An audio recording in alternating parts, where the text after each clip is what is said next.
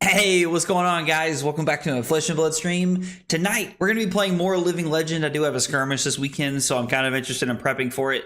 I'm not sure if I'm going to be playing Aurora or not. More than likely, I will be, especially after the Battle Hardened top 8 in Columbus. But we're going to be playing Starvo tonight to see how it feels. I want to get an idea for if it's something I should be considering. Starvo is just a very good deck and probably something that would do very well at a local metagame level, so we might just be playing Starvo, but we'll see what we can come up with. I've got Roger Bodie's list that we're going to be playing tonight, and I'm just kind of curious to see how Starvo feels. I never really had a chance to play Starvo when he was in CC, so getting to play him now, especially with the new somersaults and stuff like that, could be a lot of fun, and so I think it should be a pretty good time.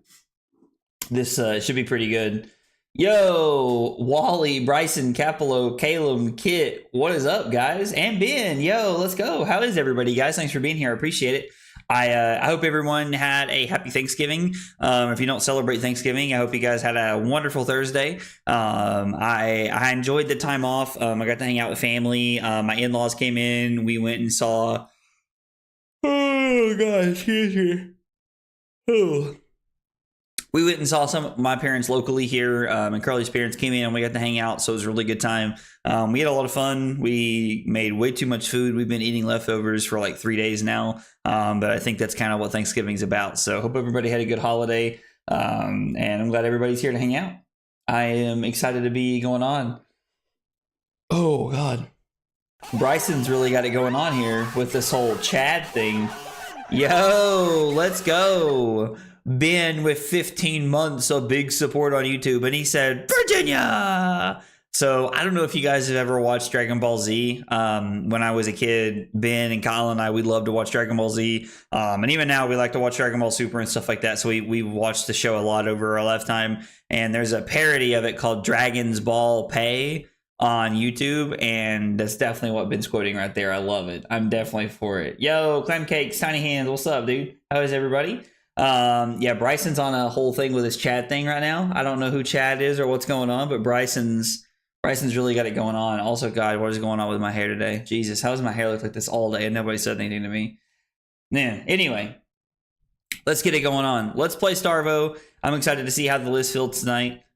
This is Roger Bodie's list from Battle Hardened Columbus. So I'm curious to see how this feels. Oh, dear God, what this is going to look like. Hey, what's up, Capello? So I'm not sure what LSS is sending me, but they did reach out to me and ask me for my address, and tell me that they wanted to send me something as a thank you to for being a content creator. I'm assuming it's the scarf for a scarf, but I have not seen it yet. It hasn't come in the mail yet, so I'm hoping that's what it is, but I don't know for sure yet. I'm hoping that's what it's going to be, though. This is actually going to be the first time ever that LSS has included me on their creator reach out giveaway. So I'm very appreciative that they decided to include me in this one. It's pretty cool. I'm pretty excited to be a part of it. I've been skipped this time around. Oh, dude, I'm sorry to hear that, man. I hate to hear that, brother. I hate that. Definitely jump to Starvo from Aurora. He's so fun. I mean, he is really cool. Starvo is a lot of fun and very powerful. And I definitely don't blame anybody for playing him, but I'm curious to see how it feels tonight. I also don't know if I have exactly every card for this deck. Let's see. I have all the equipment. Ooh, I have Starstrucks. I have Warmonger's Diplomacy. I have Oakenold. I do not have an Awakening. Actually, I think I do have an Awakening. Turn Timbers, Exposed to the Elements, Pulse. Don't think I have the second Pulse. I have everyone but the Pulse of Candlehold. Evergreens I probably have. Autumn's Touches I think I have. Channels, Blizzards, Winter's Crash, Winter's Bite, Seven's Claws, Pulverize, Earthform. I might just have the whole deck, actually. I might just have the whole deck. The 2 Cut Through the Facades is awesome. This card is an absolute staple of a card. Like, this card has been insane. I've actually been really impressed with this card and how it's played so far. This card has felt very, very good with everything I've seen so far. But yeah, I think Starvo is really good and honestly might be a consideration. I never really had a chance to play Starvo back in the day, so I might just play Starvo at our local skirmish this time around just because it'd be fun to play the deck. Dude, I'm going to do my best, man. I'm going to do my best to win the skirmish. I won our last local skirmish, and I would really like to win this one. It would be a really good feeling to win this one this time around. Especially after doing well at the Battle Hardened. I've been on a pretty good roll with everything lately, so I would like to keep that going.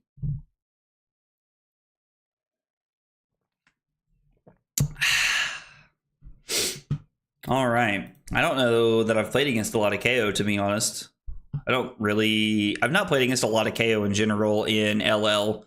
I think they're playing Berserk. I think that's what most of the KOs are playing. Hypothermia is probably not it.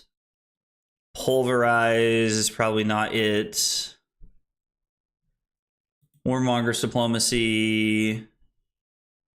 Turn Timber could be pretty good. Probably not exposed to the elements if I had to guess. Blizzard seems fine, but it's also a lot of cards. The 2 of Arctic Incarceration.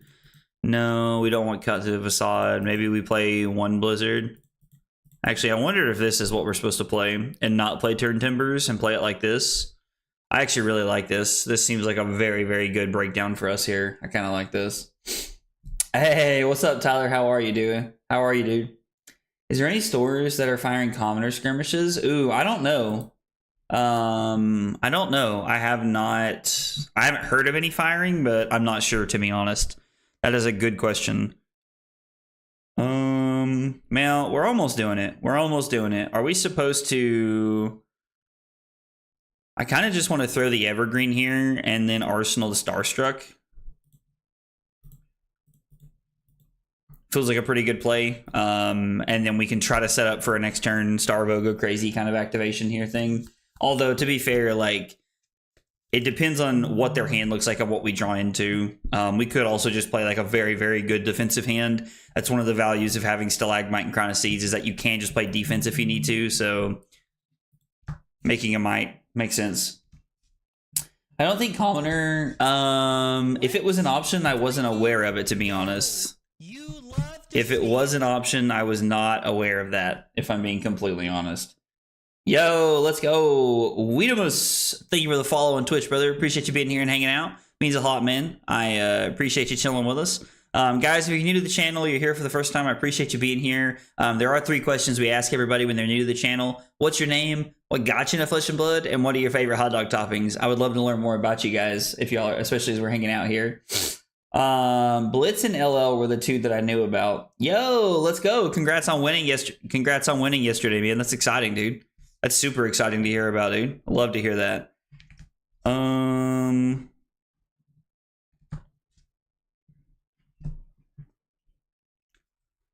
So with the red, we're not really able to throw Spinal Crush here.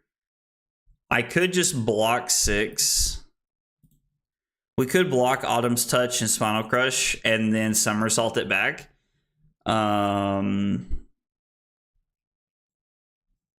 We have yet to see an ice card. Let's go this route here. Well, this is now Starvo, right? Ice, Earth, and Lightning. We take 6, and then we can throw Starvo and Arsenal the Autumn's Touch. I mean, 11 Dominate Go against pretty good, right? I'm pretty inclined to see how this plays out. We can take a little bit of damage to try and set up here early on in the game.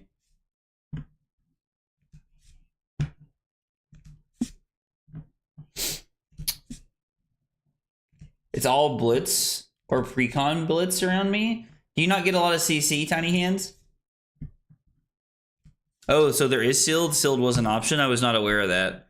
Yeah, we'll just go to 31 here to try and like have a big tempo swing for our turn. We'll see what we can do. We used to have 5 skirmishes in the county. Now I need to go outside of my... Ooh, that's tough. I'm sorry, man. I'm sorry to hear that. Yo, Atomic Turtle 21. Thank you for the follow on Twitch, brother. Appreciate that. Appreciate you being here and hanging out, man. It means a lot. Means a lot. Guys, if you're new to the channel, you're hanging out with us for the first time, there are 3 questions we ask everybody when you're new here. What's your name? What got you into Flesh and Blood? And what are your favorite hot dog toppings? I would love to get to learn more about you guys.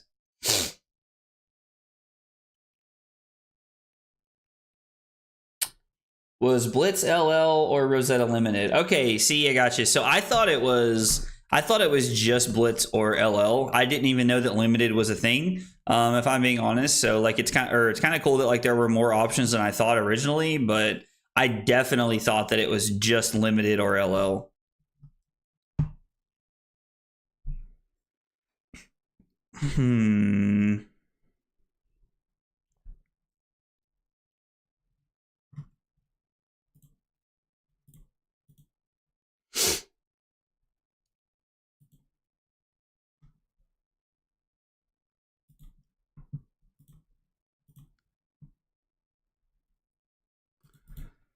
Block this out.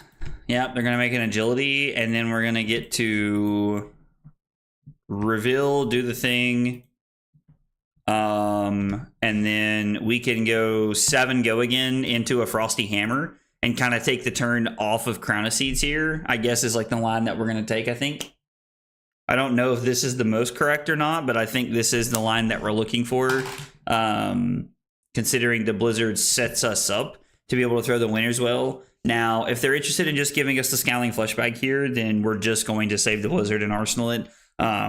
We did block out completely last turn, so it's not like it's a problem, right? I drove 3 hours yesterday to get that Cold Foil Terra. I mean, hey, if you got the Cold Foil Terra, it was worth it, right? It was worth it. That's what matters, right? And my headphones are not sticking today for some reason. I don't know what's going on. Just not this time around. We are also down a store temporarily due to an ownership change, but that will be fixed. Well, dude, I hope that gets up and running before too long, man. I know it's tough to not have events. I won my skirmish practice. Ermion-IO beat 2 Chains, 1 Oldham and Prism. Yo, Dungeon Master, congrats, man. That's exciting. Congrats. I'm happy to hear that for you, brother. I am super happy to hear that, man. I mean, I guess there's a world where I'm just supposed to arsenal the Blizzard, actually, instead of swinging the Frosty Hammer here. I don't know. Tunic Crown of Seeds makes it pretty good. We've already given up information here, or I would have done it the opposite way, but I think this is correct. This hand's not great, so we're probably just going to try and block out a bunch here. We can arsenal the Oakenold and hope that it pans out for us. We'll just take 3 and go to 28. I could give up the Civic Steps here. Yeah, it would have worked out for me. Also would have been good to give up the Stalagmite here. Do I block Oakenold, or I'm sorry, do I block Winter's Grasp and not swing the hammer? Or is it better to go to 20 and just swing the hammer? I think I'm going to swing the hammer. I think I'd rather get the hammer out there, man. I think I would rather get the hammer out there. Just got into Fab, misplaying TCGs, and didn't like the direction Magic was headed. Yo, Clam, same for me, man. I also come from Magic, so I understand the pain. Happy to have you, Minion. I'm glad you're here and hanging out with us. The game is amazing. Yo, did we just draw the Pulse? Insane. Kind of sucks that our hand's not that great comparatively, because we can't really crown. I mean, I guess technically we can...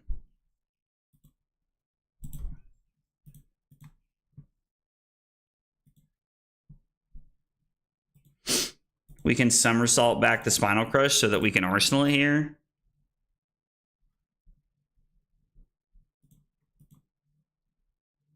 We're going to have to take a little bit of damage, but we get to do the thing here again, which is solid. We get to reveal these for a Starvo activation, and then we get to reveal this twice. So this is 11 Dominate with the text, and then we can swing the hammer, depending on how they block. This is an insanely good tempo swing from us here. This feels so good. Name is Kevin with an E. Kano is 100% what got me into Fab. The community is what made me stay. For hot dogs, I'd say nacho cheese and jalapenos. Yo, I like the nacho cheese and jalapenos, man. Kind of turned into like a little nacho situation. I like that. I like that. Well, Kevin, welcome to the channel, man. I'm happy to have you. Clan, that goes for you as well, man. I'm happy that you guys are here and hanging out with us, man. It means a lot. Flesh and Blood's a great game, and I love the game and I love the people. So I'm happy that you guys are here to. I'm glad that you guys are here to share that with me. Flesh and Blood's been an awesome game, and I've thoroughly enjoyed my journey so far. So it's also possible we're not supposed to swing the hammer, and we're just supposed to like Arsenal the Spinal Crush and just try to like pop off next turn by fusing Spinal Crush. But we'll see what happens. No lightning. Ew. What is this? We'll play Winter's Bite. And we'll target them. They don't running Tunic, so this takes a card out of their hand, which I love to see. Yo, what's up, Daniel?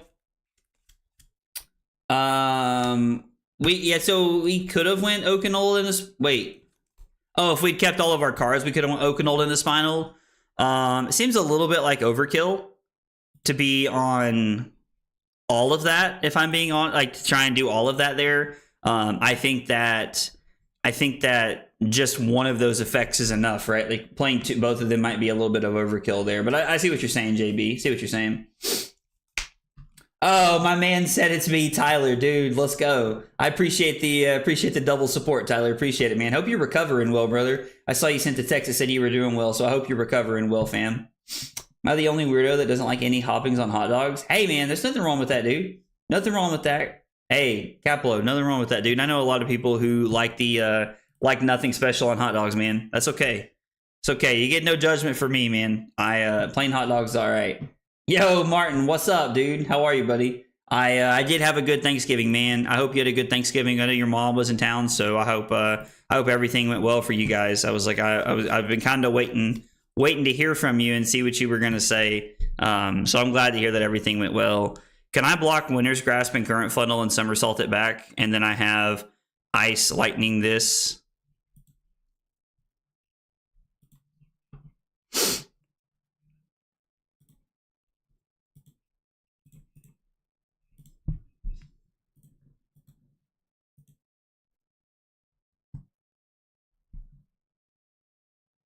Uh-oh. Uh-oh. I think I just punted this whole thing away. This is bad.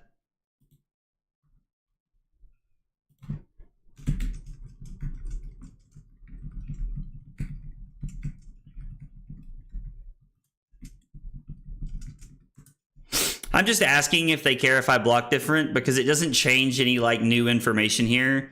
And if they don't want me to do that, then I appreciate my opponent being cool, because I can block Winter's Grasp and I can block here and I can still get a lot of the value that I want. So this works out pretty well for me to be able to get what I'm looking for out of this turn cycle.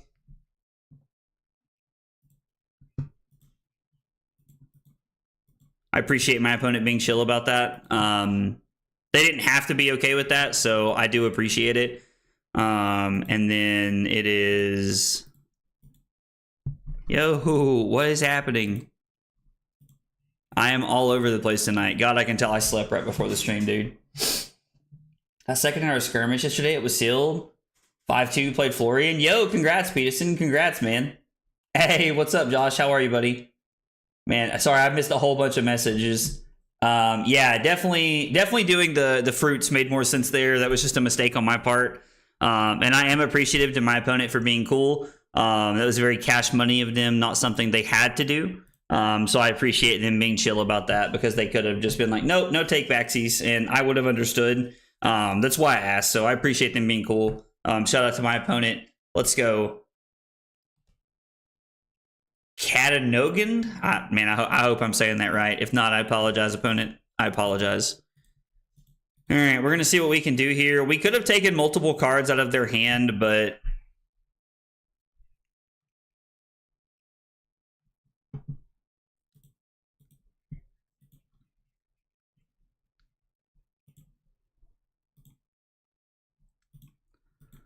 Let's crown and see what we draw into.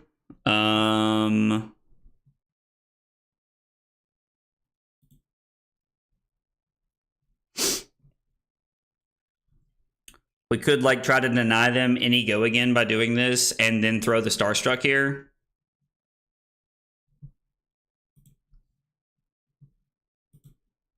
I could also just block like this and then throw the Starstruck. That seems better, I think, because if they want to throw something else at us, they're going to have to waste that Quicken token. And if not, we are throwing Starstruck for 10 when they're at 1, which is pretty solid. Might have been better to pitch one of my cards to use Crown so that I could use a Tunic efficiently and block for 2 more life there. I think that was just a mistake on my end.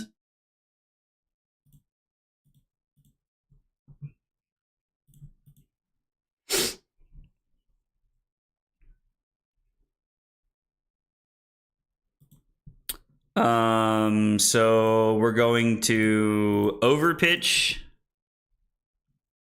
to swing the hammer. Maybe I'm supposed to pitch the Sink Below and Arsenal the Spinal Crush because it gives me a better chance at trying to end the game here. We're going to gain 2 life and go to 13, and then we're just going to Arsenal the Sink.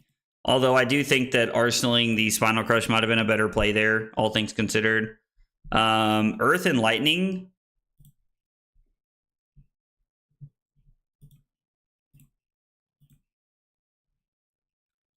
That solves our problem exactly. And I can say no blocks, right? Lightning, Ice, or Elemental attack. I mean, yeah, we can just take 2, go to 11, and win the game here.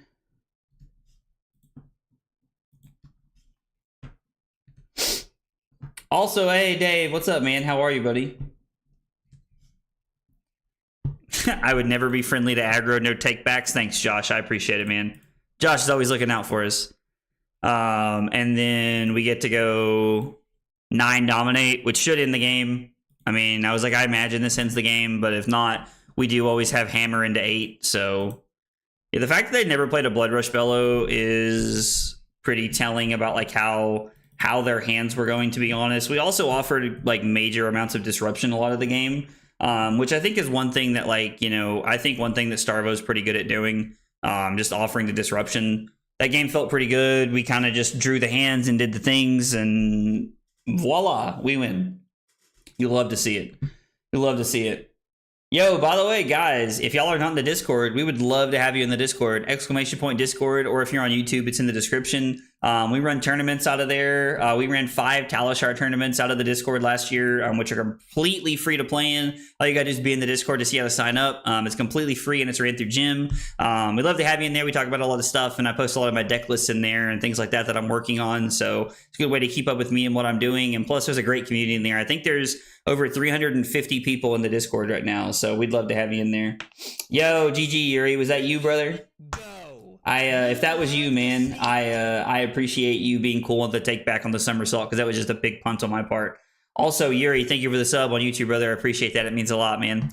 I think we want to go first against Viserai. I think that's probably the key play here, is to go first. Lightning Greaves is definitely where we want to be. We're going to be on Stalagmite, and we're going to run a Crown of Seeds and Tunic here. Cut Through the Facade is going to be very good, I think. Hypothermia gets them a lot, so I think this is pretty solid. We don't want Turn Timber. We do want Warmonger's Diplomacy. Arctic, probably not. Pulverize, I would say no. Exposed to the Elements, probably no. I think we need this to be Oldhim is what we're going for here. I think is why we need this. Discord does have a lot of memes. Discord does have a lot of memes, and that's like one of the big joys of it. Will you be doing any CC streams or within the week, or will it all be LL? I mean, I don't really have any plans for what I'm streaming this week, so we could definitely play some CC if everybody wanted to. I'm not opposed to that at all. Does everybody want to play some CC this week? I don't know if I'm supposed to just play 64, but I think we're going to. I really don't know. I don't think that's how it works for the Starvo numbers, but I don't know what else we're supposed to cut. If I'm being entirely honest, I truly don't know what to cut. Like, I like all the somersaults. I like the blizzards here. We'll just run 64 and see what happens here. You had Blood Rush Bellow on the Oakenold turn. That's tough, man. That's tough. That is tough for sure. I think we're just gonna Arsenal the Cut Through the Facade and pass here. Actually, we're gonna Arsenal the Starstruck. We're just gonna Arsenal the Starstruck and pass. And we're just gonna try to go all in against him here. We have 2 pieces of this. We just need a lightning card, and we're gonna get one more chance at drawing it. I could overpitch to swing the hammer here, but I would like to try and hit them with the Cut Through the Facade. This is very good if they happen to put like a Malefic into play or something.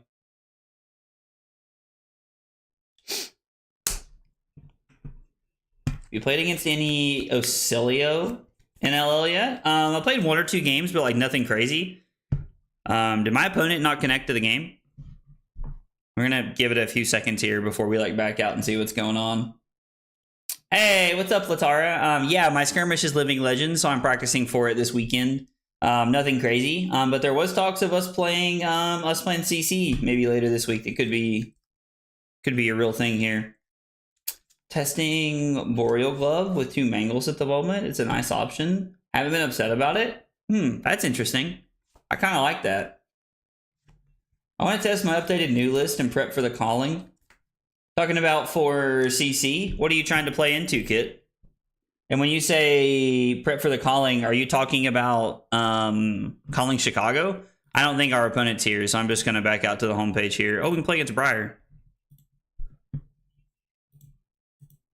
This should be fun. I haven't played against Briar with Starvo ever.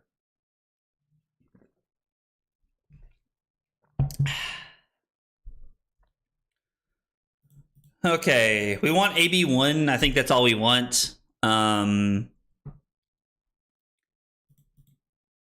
Arctic seemed not bad, I guess. Cut Pulverized, cut Turn Timber, cut Exposed, cut Warmongers, I think. Cut to the Facade, Hypothermia seems pretty good, and we can just run 61. I think that seems okay. Calling Kuala Lumpur. Ooh, that's fun. Is that CC? And when is that?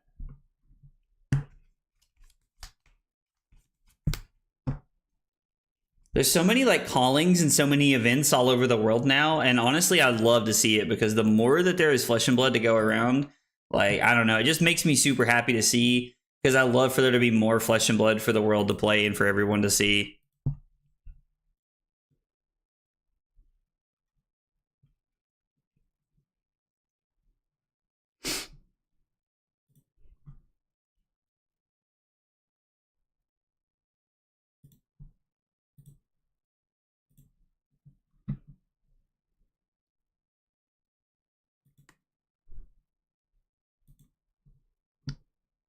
I should have pitched this.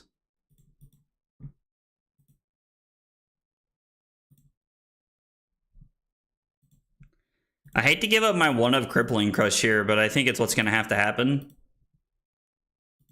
I guess I should have pitched the Somersault, and then I could have blocked a little bit differently. I can either go to 37 and keep the Crippling Crush in my deck, or I can go to... or I can go to 38 and keep a higher life total. I think I'm interested in keeping a higher life total here. I would like to block this, even if it means giving up the Crippling Crush here. I'm not a huge fan of giving up the Crippling Crush, but I think we have to here. Yo, it's happening this weekend. And you said you're playing new? You said you're playing new, Kit? That's exciting.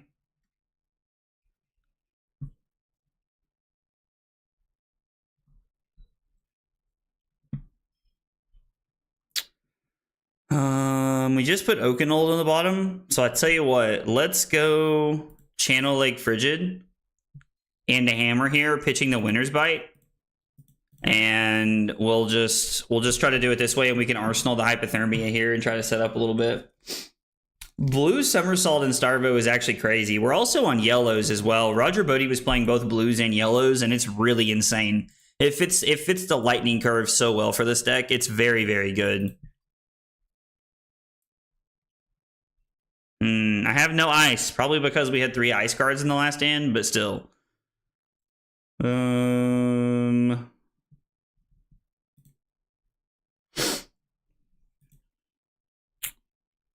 something was revealed. He goes and gets a blue. Pitch the fruits of the forest.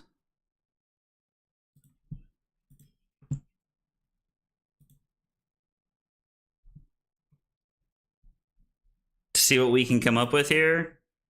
And currently this hand's looking not great, so we're probably just going to be blocking a ton with this hand. We can block with the Evergreen, and I think we can plan on arsenaling the Starstruck here. Actually, you know what? We should block with the Heaven's Claws here. We can try to use the Crown and the AB1 for Thorn here at the end of the turn. Yeah, Oakenold is definitely restricted. It'd be crazy if it wasn't. Would actually be crazy. I love when people say choice. Like, actually, it's not a term you hear very often, so I enjoy hearing it. Yo, Annabelle, what's up? How are you, dude? Okay. I mean, I guess they haven't played a non-attack action yet. They get another blue Minnowism.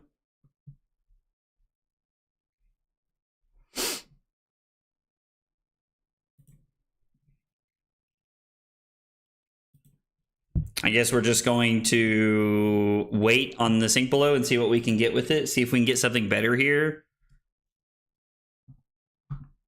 You're going to have one floating. And then if you do plan on throwing Thorn at me, it's like virtually nothing here.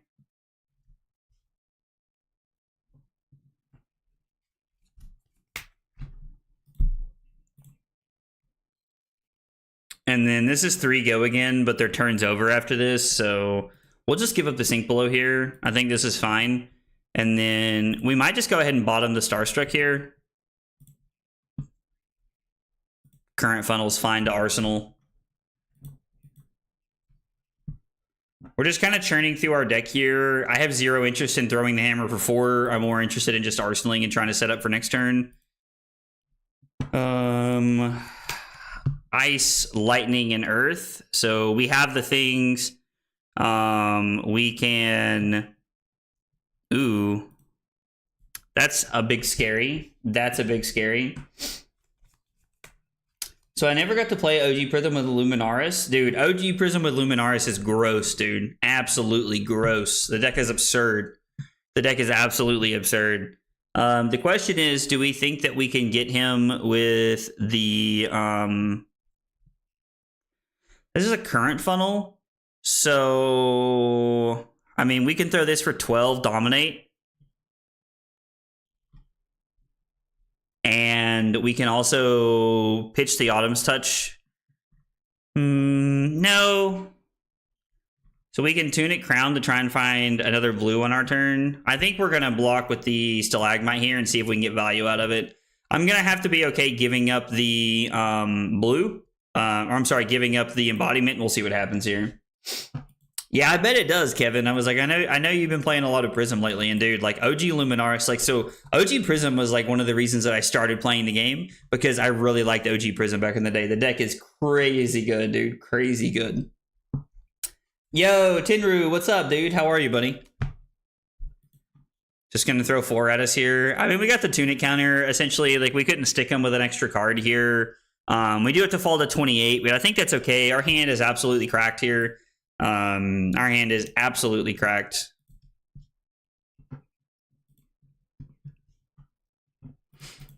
We're going to do the thing, and then it's just going to be... I don't think we're supposed to use Tunic, though. I think we're just supposed to pitch the Starvo activation. If we had another blue, I would consider just throwing the Winner's Well here. With the Tunic counter, but I think we're better off to just come in for 12 like this. New Prism with old Luminaris is bonkers, dude.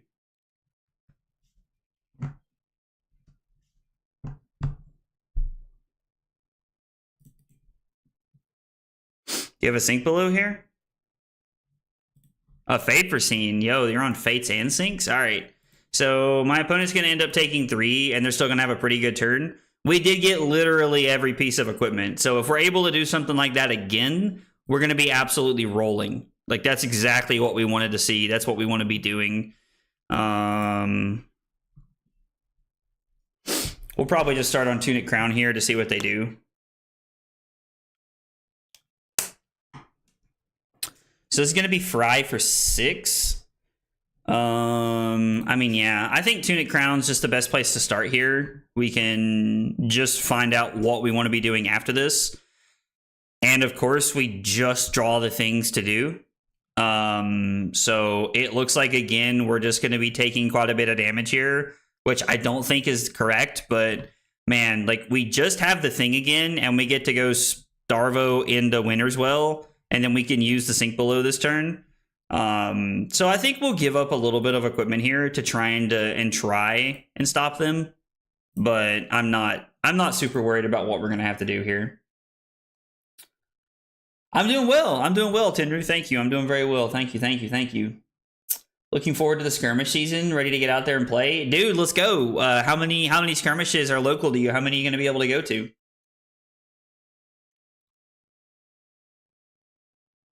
I mean, I do like the idea of being able to somersault the Spinal back to our hand, and before we like really had any like an idea of what we were doing here, I think that was going to be fine. But I think now, like, this is just a little bit better.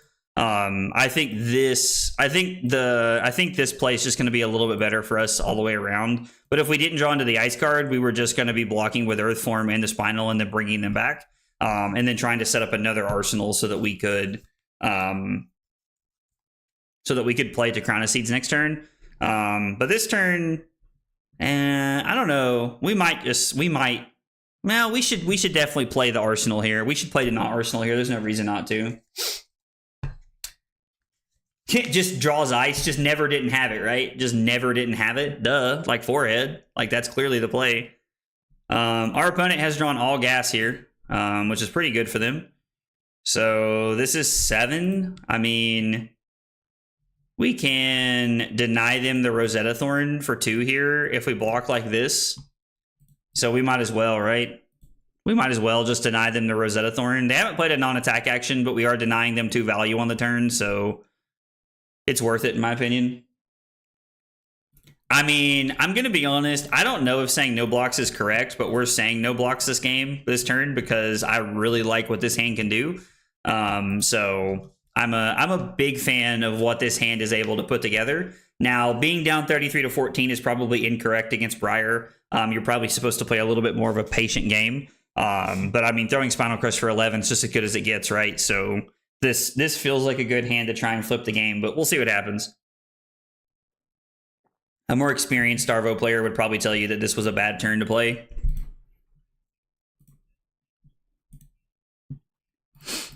I think we're just going to give them the whole thing here. We're just going to go ahead and pitch the Starvo activation together. And then this way we'll just have it for second cycle.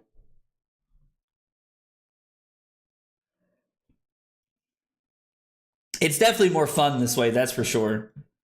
What a crazy card Crown of Seeds is. I love watching / playing LL to learn just how stupid some heroes are. Dude, some of the old heroes are stupid good, man. Like, they're absolutely insane, Latara. Like, Starvo is on that list for sure. They are absolutely absurd to see and to play against.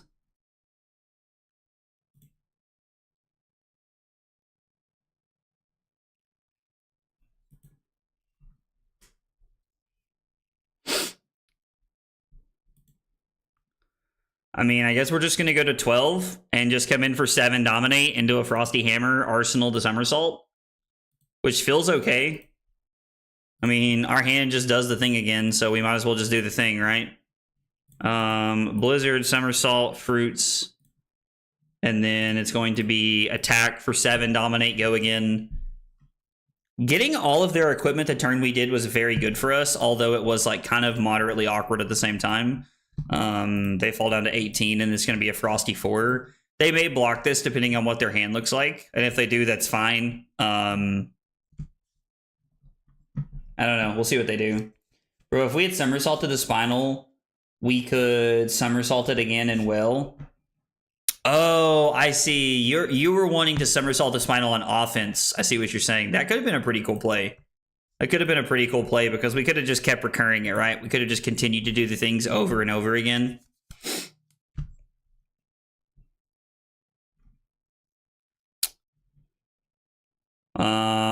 Earth and Lightning and Ice, so we need to keep these two cards.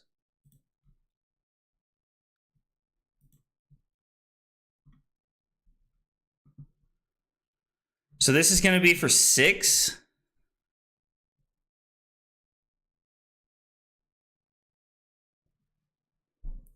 I also need to keep this one.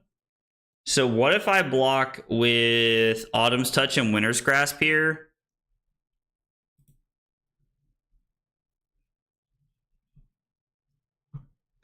And somersault them back? And then it can be 7 Dominate.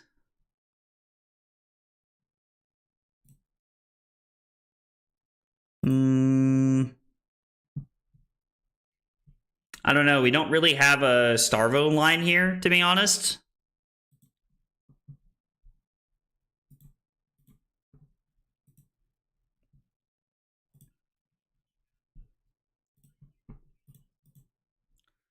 And we can just get these back to our hand. Sadly, no, I am not going to Chicago. I wish I was, but we have too much family stuff going on that weekend, man. I really wish I was going to be there. Yeah, we would be like dominating this game if that'd been the case, right? We would absolutely be dominating this game. Ooh, I was not expecting that. I will say that. I was not ready for them to make a play like this. So what if we block Autumn's Touch, Triptolite, Fantastic, and Crater Fist, and then we can just throw a Frosty 4 here, and then we can Arsenal the Pulse of Candlehold? Blocking like this. I think this is fine. And technically, we still have the Starvo activation. It just doesn't do anything. Which is kind of funny to think about. Okay, so they've determined that this is worth putting us down to 8 here. Now, the question is, would I rather... I don't think I can come off of my arsenal and stuff here. I think we're just forced to go to 8 and hope that a Frostbite's good enough here, I think. I had a Starvo throw a fuse 10 foot tall that was somersaulted back and swung it again. I died that turn. Dude, that is a crazy way to die. That is an absolutely crazy way to die. This has been an interesting game. I think my lack of playing well has put us in a... definitely put us in an interesting spot.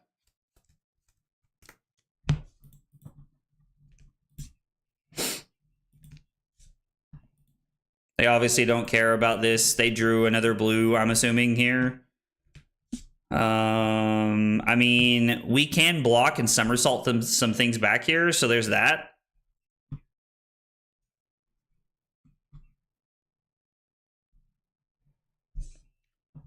I mean, I don't really feel like we need to Tunic Crown here. We can just, like, crown off of the blue because we're going to use it for Arcane Barrier here anyway. We're going to hope we draw a 3-block.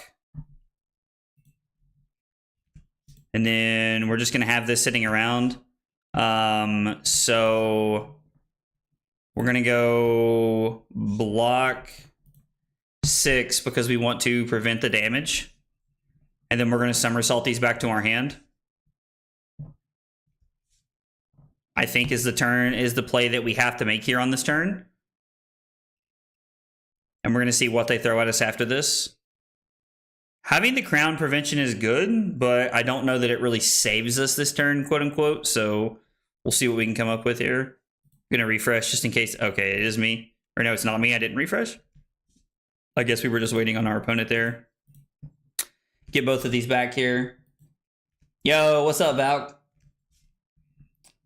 It's been asked a million times, but why can't I find the info in the title? What is this game and where can I play it?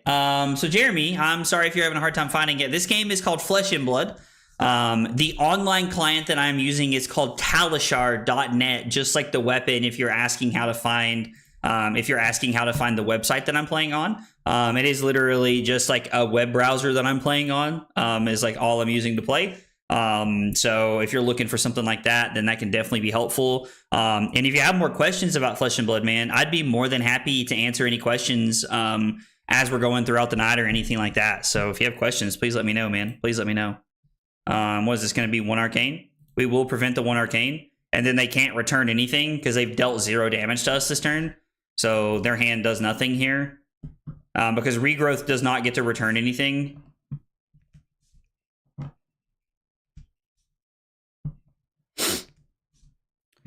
What if we take the 2 arcane?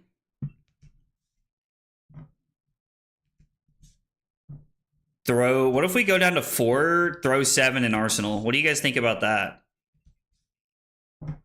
Feels a little aggressive, right?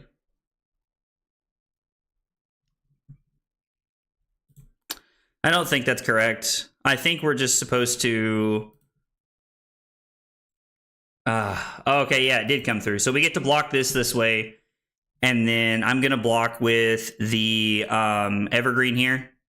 I know that we get the whole putting this on the bottom of the deck text, but I think I'm just going to throw the hammer and Arsenal the Fruits of the Forest. And we're just going to take the value of playing a perfectly defensive turn this game. This turn, we're just going to do our best Oldham impression and then pass back to them here. 10 foot tall and starvoable. Dude, I love that. Crazy Way to Die sounds like a low budget James Bond film. Dude, I can get behind that. 10 foot tall. Bulletproof and 10 foot tall. Oh, I would be a horrible movie writer, dude. I would be a horrible movie writer. I'm also not really a movie critic. Carly gives me a hard time about like how bad of like a movie critic I would be, which is very accurate. That is like very on par. I would be an extremely bad movie critic if I ever had to be one, to be honest. Okay, so Pulse gives them the embodiment, and what it puts 2 target Earth, Lightning, and or Elemental action cards from your graveyard on top of your deck, and then this gets banished. Okay, so they're kind of like setting up their next turn a little bit here, which I think is a pretty fair thing to do and set up. I mean, I don't hate it. Excuse me. Yo, guys, thanks for being here and hanging out. I appreciate a lot of things y'all could be doing on Monday, so I appreciate y'all chilling with me. I hate I didn't get to stream this weekend, but I hope everybody enjoyed. I think there was calling coverage this past weekend. And let's see, this is going to be for 8. Right? Yeah, this is going to be for 8. Want to keep this in our hand? No, actually, I want to take a card out of their hand or swing the Frosty Hammer here. So, anyway, I was just saying thanks for being here. I didn't get to hang out with you guys this weekend, but I hope that everybody had a fun holiday weekend. So we're going to pitch the trip to Light Fantastic.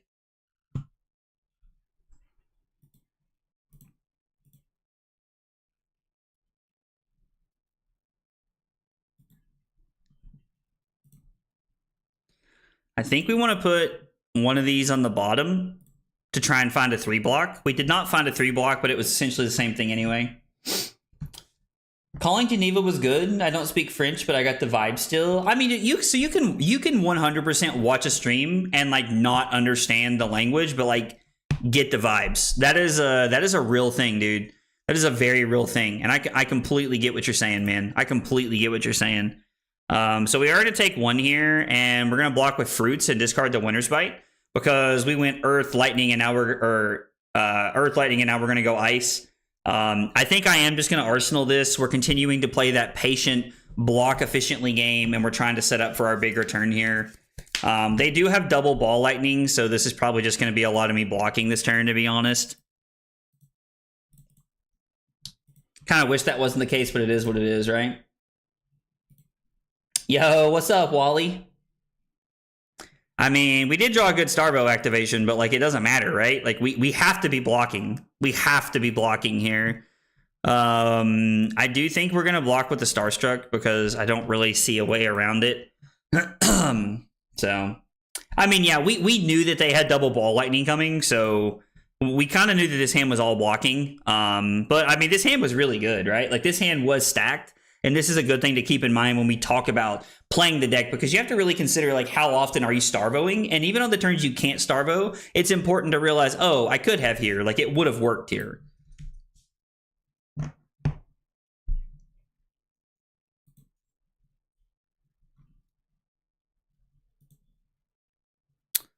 Let's pitch Pulse, Crown away.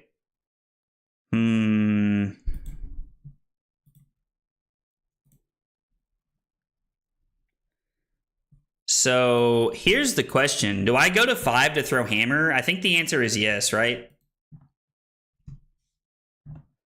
I think the answer is yes. I can go to 5 to throw Hammer here.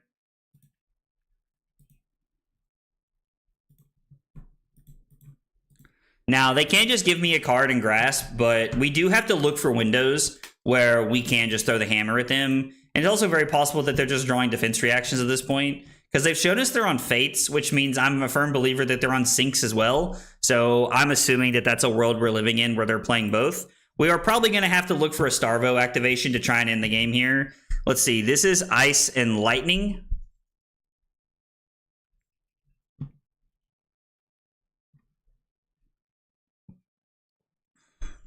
Okay, so what if we Blizzard them here and just get them because they don't have it? If they don't have the blue, the Blizzard just gets them, which means on our turn, it's Reveal Pulse. Actually, it's Reveal Pulse and it's Reveal Evergreen. And then it is Tunic, Starvo. It's Starvo, Tunic into Spinal for 11. I don't know that the Blizzard's correct because they could just have the blue, but I think that is where we're at right now, is we're going to be playing the Blizzard to try and get them. They've had a blue in every hand, which means they're on a pretty high blue count.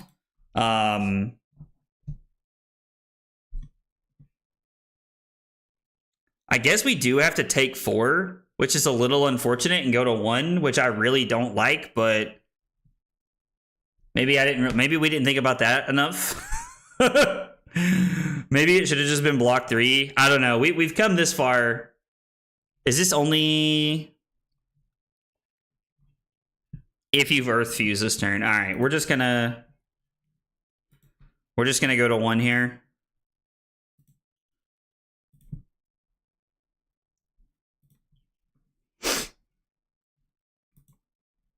Pulse and Evergreen, Lightning, Ice and Lightning.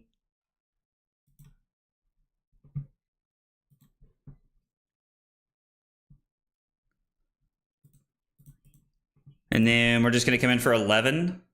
Dominate. Which, I don't know if it'll end the game, but this is pretty good here. Yo, Jeremy, appreciate the words, man. Can anybody type the browser link in here to Fab as he plays online? Yeah, I got you, man. Hang on one second. I got you, brother. Talishar.net. That is the link to the website, man. It's about to come through the YouTube chat. Back in my day, Starvo was gross. At least he's limited now. I mean, Starvo's definitely like been hurt a little bit since then, right? Like Starvo is not that bad anymore, right? Also, they're just not using the embodiment of Earth. There's no way that this is lethal, right? I was like, there's no shot this is just lethal. Going to 1 was probably not the best case here, but now we're stuck using Crown to play around the embodiment the rest of the game. I don't know. We'll see what happens here. Lightning Press would have killed us. Yeah, it would have, but I don't...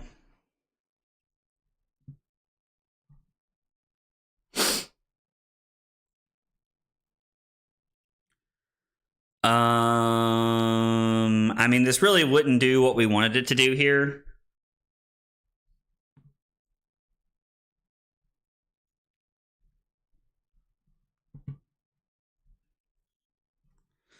I would like to be able to play this and then swing the winners well. It just depends on what they have, right? Swinging winners well for 8 would be insane here, but it doesn't really look like it's on the table. We're going to start by crowning to see what we can come up with here.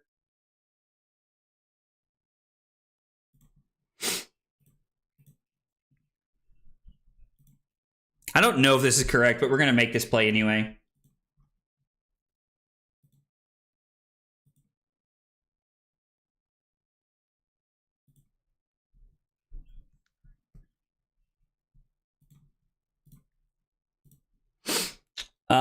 We could have had a free Okanold there. Yeah.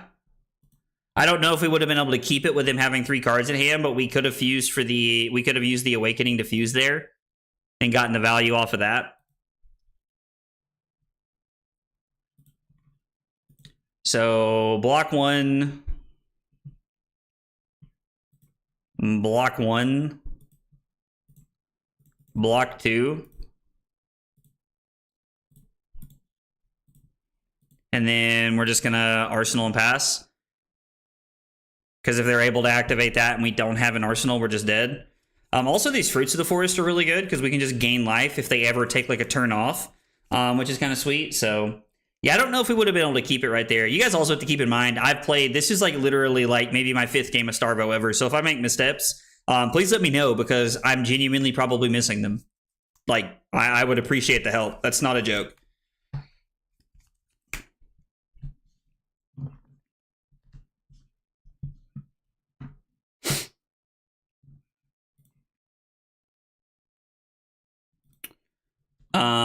This does not have go again. So they probably don't have a way to give this go again. If I Fruits of the Forest to go to 3. What if we go Fruits of the Forest to go to 3, take the Rune Chant, go to 2, and then it's block Autumn's Touch and Spinal Crush, and then somersault them back, and then I can throw this Autumn's Touch, and then Arsenal the Spinal Crush here. I could also pitch Fruits of the Forest to activate Crown. If we draw a blue, pitch the Trip to Light Fantastic to block the Rune Chant, and then we could block one of the damage on this, and then we could block here. I think I like my first play better. I think we're going to do this. We're going to go to 3. We're going to go to 2.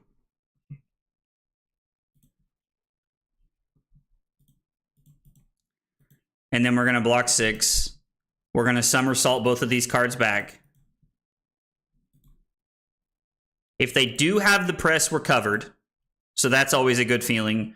And then I get to throw 7 at them. And then I get to Arsenal the Spinal Crush here. One thing Tim told me on this deck is the keeping a card for Crown is usually worth more than well. That makes a lot of sense. I mean, Tim was a very good Starvo player back in the day, so I mean that makes a lot of sense. That crowning is generally worth more than throwing the hammer. I would firmly believe anything that Tim has to say about this deck, if I'm being entirely honest. Tim's a very good player. Yo, let's go, Carly, the love of my life, with 15 months of big support. You love to see it, and she said, "I love you," in all caps. I love you too, baby. Thank you. I appreciate it. Carly has been my #1 supporter from day one. I honestly would not have started streaming if it wasn't for Carly. Carly is the one that like talked me into streaming and got me into like buying the computer and setting everything up. And like Carly was a big proponent of that. So I'm always very thankful of how super amazing and supportive she has been through this whole process. This has cost 1 or more, right?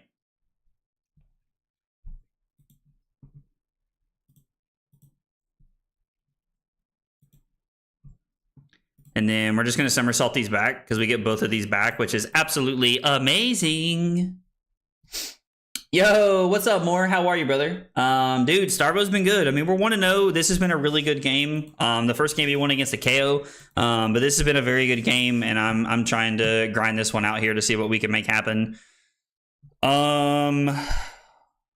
have not played a non-attack action, so I can block 3 on the Heaven's Claw and then block 3 on the Oakenold and then swing the hammer. There's not really going to be a world where we're fusing here, so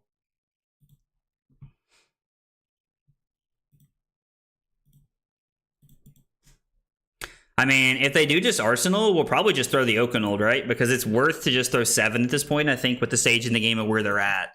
It really just depends on what they throw at us here.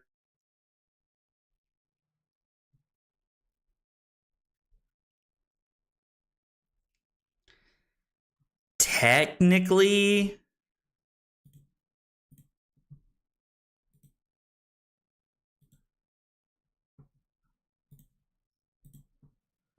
I was like, I need to keep this for the prevention.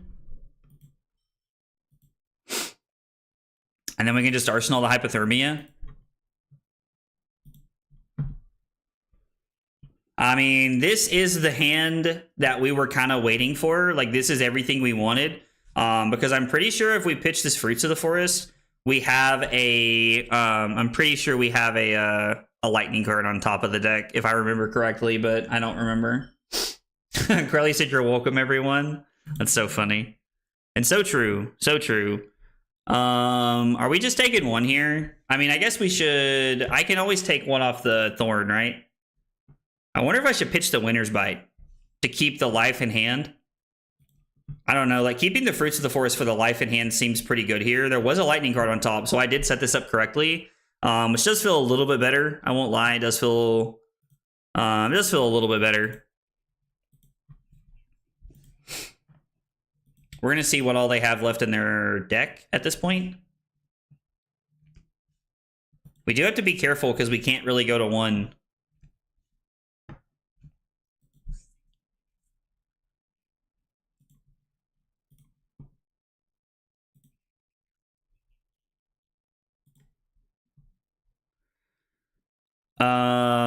So I think this is how it ends.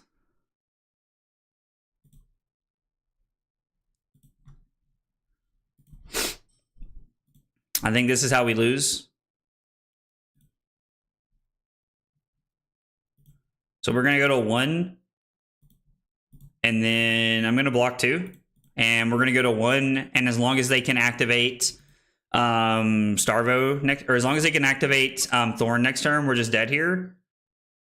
Big Sag. Big Sag. I don't know if I made a mistake last turn or what happened, but I think the breakpoint just put me in an awkward spot. Was kind of hoping for a trip to Light Fantastic there, but I think I prioritized 3 blocks. Are skirmish events of higher value than armory events? So Tinder, good question. They are. I guess like they're technically like there's better prizes. They're not rated events, so you don't gain or lose elo from them, but they are technically higher pricing. They're cooler prizes, more expensive things that you can win. So I consider them a higher tier event, but they're not rated or any. Oh, excuse me. They're not rated or anything like that. So I think the simple answer is yes. Would be how I would answer that.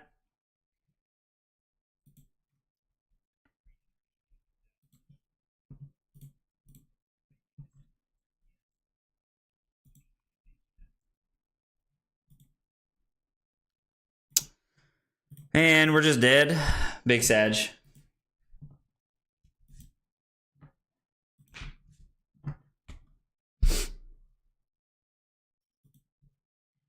Yep, and this is too arcane, unfortunately, and we cannot prevent it. That was a very good game. I feel like I should have won that game. I don't think I should have lost there. The fact that my opponent was on Fates and Sinks was very interesting. I've not seen Briar playing both Fate Foreseen and Sink Below, so I was a little surprised to see that, but they were also on an extremely heavy blue count. 1, 2, 3, 4, 5, 6, 7, 8, 9, 10, 11, 12, 13, 14, 15. Maybe it was not as many as I thought. No, it wasn't as many as I thought. They were just spaced way better than I feel like a lot of the Briars I run into are, so our opponent played well, and I feel like I probably threw that game away at some point, but it feels like we should have won that game. I don't know. Gomez, I think the problem with attacking my opponent there with the hammer is that they can only give me they only have to give me 1 card, and then they can go to 1 and take the Frostbite. And then at that point, I'm in a situation where if they're able to activate Thorn at all, I'm just dead. And I mean, I don't know what a 3-card hand that lets them activate Thorn looks like, but I was trying to stay on an arsenal because if there was ever a turn when they could, if there was ever a turn when they were ever able to just like, you know, activate Thorn without me having Crown at that point, I was dead. So I don't know, that felt like a bad play, I think.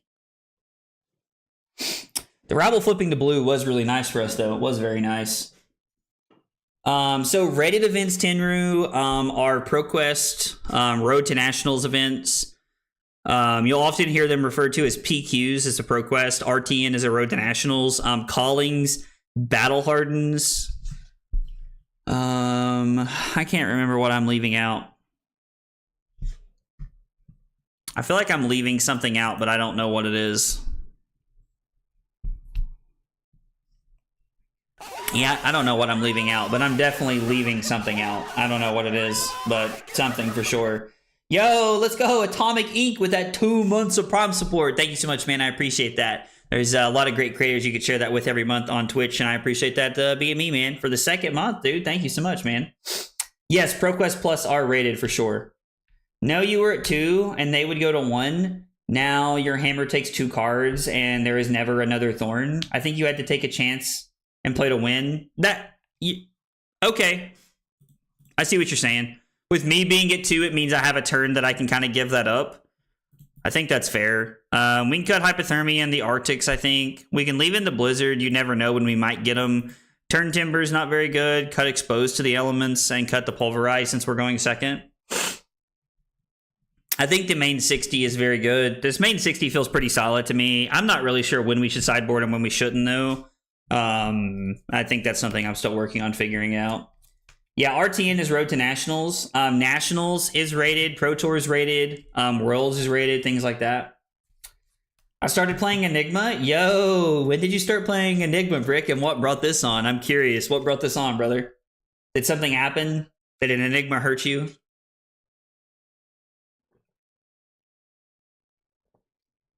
Because let's be honest, an Enigma's hurt all of us.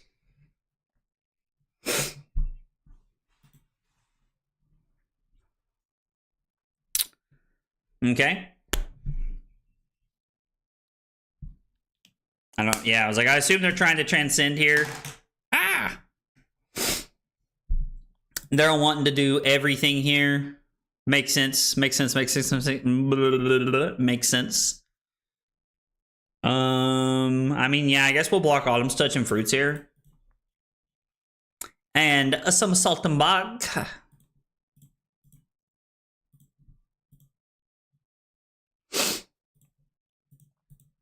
We're probably going to take some damage here on turn 0, but I think that's okay. We'll just try to have a, hopefully, we'll have a big crack back turn. That would be ideal here. Wally said, I've never hurted you. I love it. Enigma has been hurting me. I mean, Enigma hurts all of us, right? That's true. When Enigma goes, the meta opens up a lot. There's going to be a lot more nonsense that comes from Enigma leaving the format, right? That is a very, very accurate statement. I agree. Yo, Brick, I'm going to be honest, man. Like, I tip my hat to you for you trying to, like, adapt, man. Because not a lot of people do that, you know? Not a lot of people do that, so I tip my hat to you for trying to adapt, brother. I really do. It's not an easy thing to do, and most people don't ever do it, so Teklo's time will shine. Dude, I don't know if you guys have heard or not, but there is this new hero called Jarl, and I don't really know if we're going to see Teklo while Jarl's around. I could be wrong. I'm pretty, like, all over the place at, like, picking meta stuff like that, so who knows. Yikarooni's big dog. This is awkward. Yeah, this is just awkward. We're going to throw 5, and then we're going to discard the fruits to go back up to 40. And then we're going to arsenal the blue somersault here. Just set up a little bit. As a wizard warrior main, Enigma has made me cry. Listen, Enigma's made all of us cry. Bro. All right, man. I mean, yeah. Like, this is the thing you can do. Jesus. Did my opponent just, like, draw the stone cold nuts? I mean, we do get an Embodiment of Earth, which can help us block depending on what we draw. Maybe. Very, very situationally, I would say. I mean, yeah. We're pitching the Somersault to activate Crown here. Everybody, grab your popcorn, because we're about to all go watch a movie together, because I'm so dead, it's crazy. How does Jarl beat Teklo? He just destroys their equipment.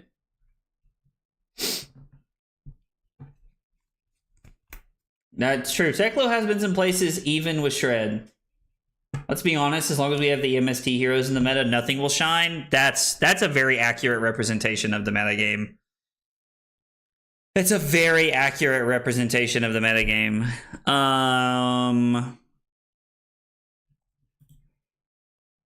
I mean, yeah, let's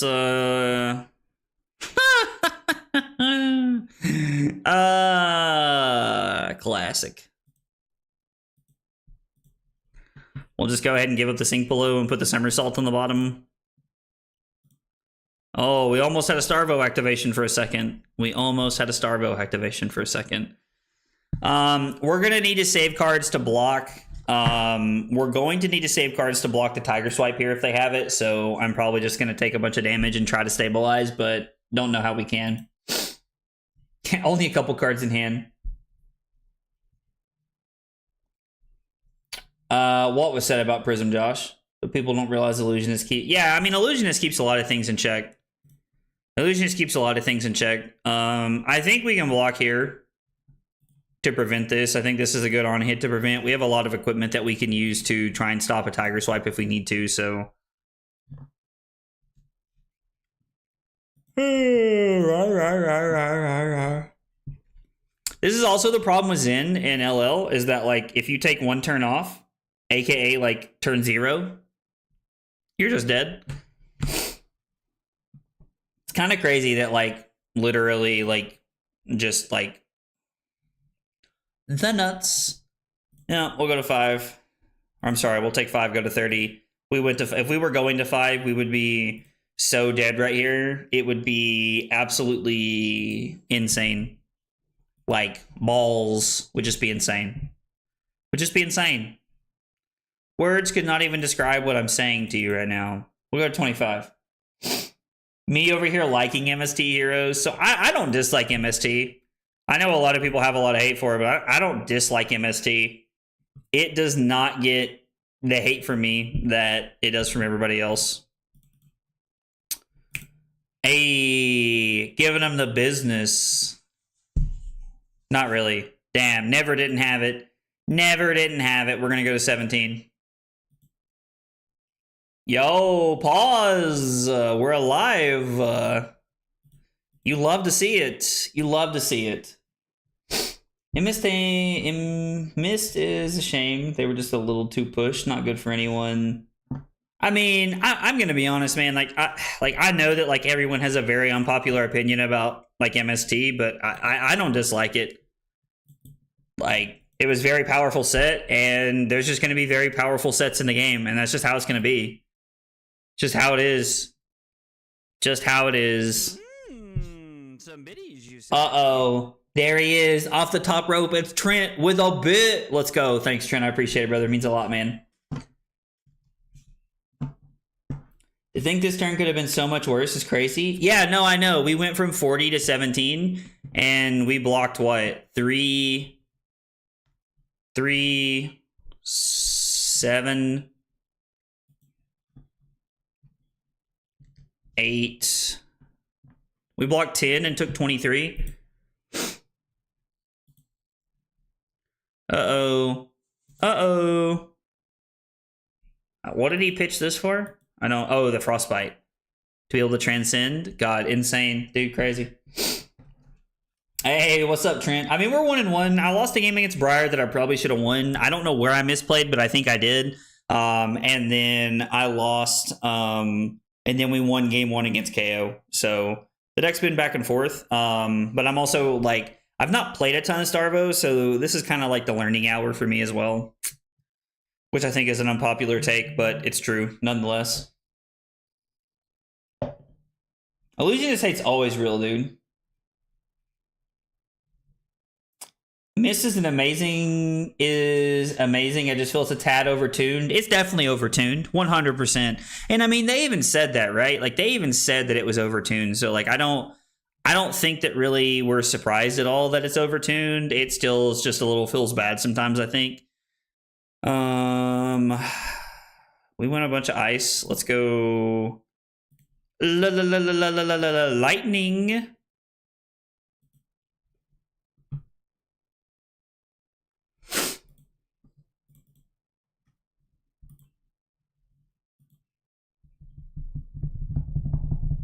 I'm curious to see what they do from here.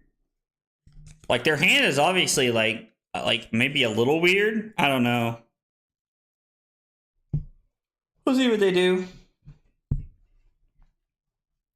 I love the set when it came out. Thought it was super cool to do pot of greed things. Now the 7 pot of greeds are gone. The pot of greeds are gone now. That is very, very accurate.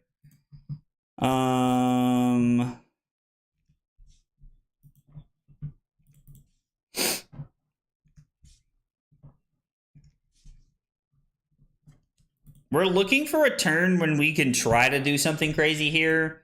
Like Spinal Crush is probably the play we're looking for, to be honest. But I don't know what we're going to be able to do to set this up. Prior to MST, my favorite hero was Elementals. Now Mystic may have become my favorite, and I'm already excited for 2 to 3 years from now for the next Mystic heroes. I mean, I get that, Matt. Like, Mist was really cool. MST was really cool, and he gave us a lot of new really cool things. Like, they are very broken and they are very strong, but that's okay. Like, sometimes things are just broken, and that's just how things are. It's card games, and maybe, like, maybe I've just been playing card games so long that I'm kind of, like, zoned out to, like, what you know, like TCG companies do, because they do this a lot. They make a very broken set, and that's just how it is, you know. Like, I don't know, it never, like, it's just what happens. So I don't know, maybe I'm just a meta scribe and like powerful heroes, but nothing feels worse than when a hero and them sucking. I mean, yeah, like when a hero feels bad, it does feel bad. I agree.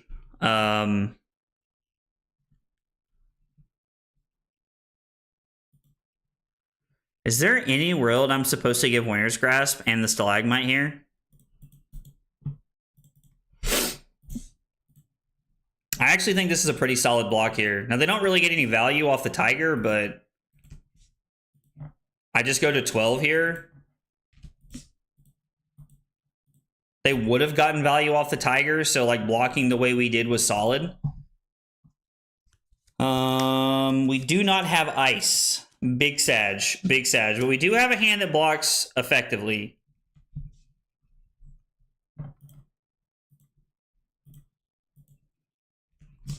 Okay, Pulse is good.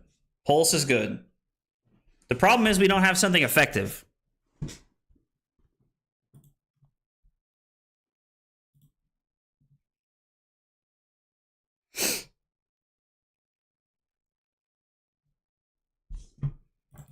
Let's take one. Let's take one.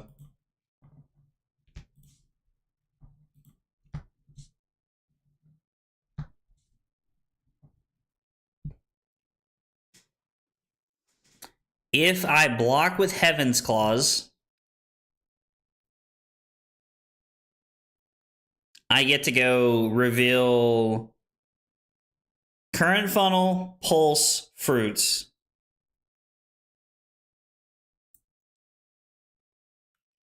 Actually, I get to go Current Funnel into this, and then it's 9 Dominate, go again into the Hammer. We'll go to 10 for this. I think this is okay. I think we're going to try and make this happen here. It's going to be Pulse, and it's going to be Current Funnel.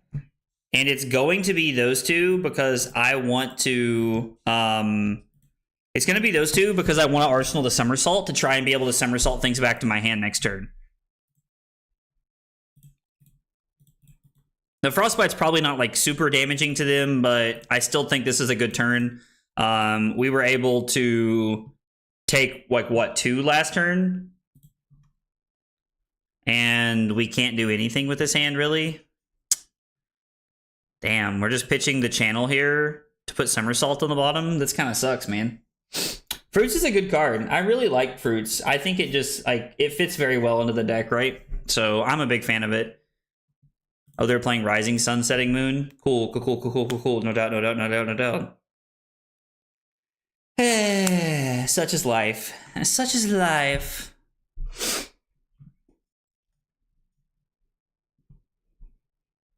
So the problem with playing Starvo is that if you're gonna beat Zen consistently, you have to be able to beat their turns like this. And like the crazy part is like their turn wasn't even that crazy, right? Like their hand was good, but like it was fine.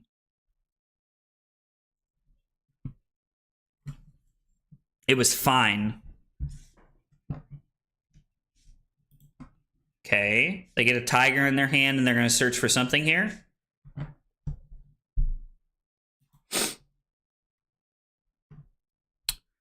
We're just going to go ahead and activate Crown.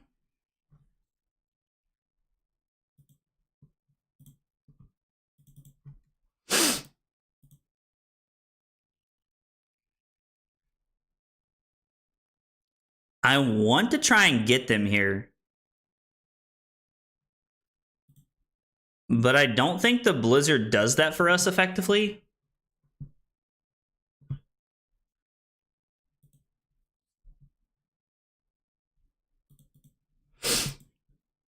I don't think we get punished here. They went very early to make sure they dodged disruption. I mean, it worked out very well for them, right? Like, it worked out very well for them to do it that way.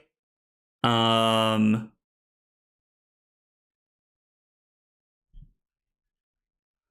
I really wish the Blizzard worked here. We might just be arsenaling the Blizzard and see how it pans out. And then we can block this. Yeah, I think this is fine.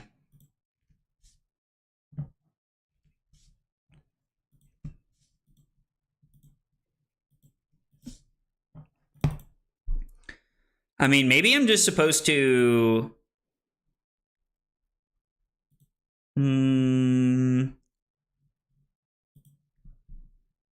Yeah, because even the Blizzard doesn't work here to, like, deny them this. It's a big sag. So we're just going to go to 6 here.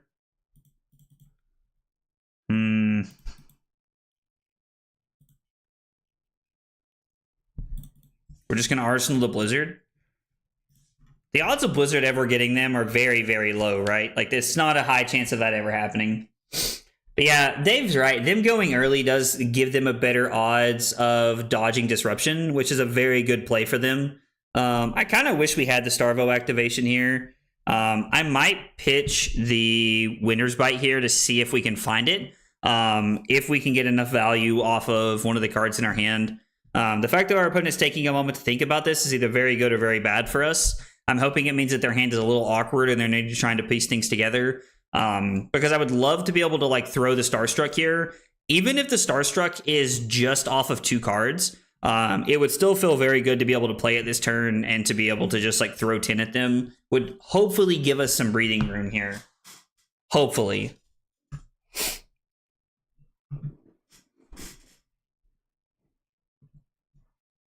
Let's see what mode they choose. Lightning off the top. Damn.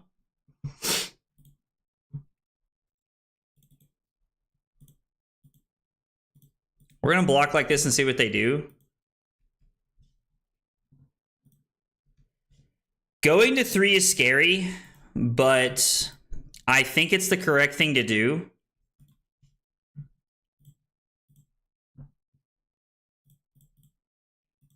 Throwing 10 at our opponent here feels pretty solid to me.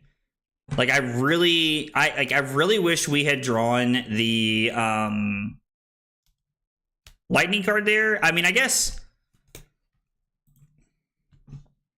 we ended up blocking the levels anyway, so it wouldn't have really mattered. We still would end up blocking with just the damage they put out there. They are playing well also. Them saving weapon till the end stopped you from Blizzard on the aspect. Yeah. No, they're playing very well. This is a good swinging point for us. The fact that they're pitching to do something like this looks really good for us.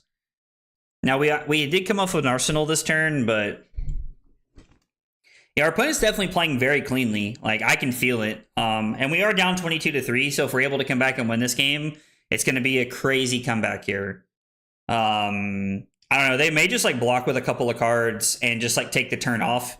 If they have, like, a no block or something. I'm hoping they have, like, a couple of Transcend cards in their hand, and they, like, honestly just can't do anything after the Starstruck crushes here. Because there's a good chance if Starstruck crushes, they can't do anything, and that puts us in a very good spot. But it really just depends on, like, what they have in their hand and what they drew into. Because coming off the back of this turn, if this swings a lot of tempo for us, we're really going to need to be able to hit a hot hand here where we can, like, Starvo into, like, a Spinal Crush or another Starstruck and really keep the tempo going here. That's what we need. That's what we need. Yo, Trent with a big hydrate. I do not... okay, so they get to block everything here. This is still good, though. We took every card of their hand. My cup is empty, though. I will get you after this, Trent. I got you, brother. I gotta go fill my water up cup after this anyway. Oh, man.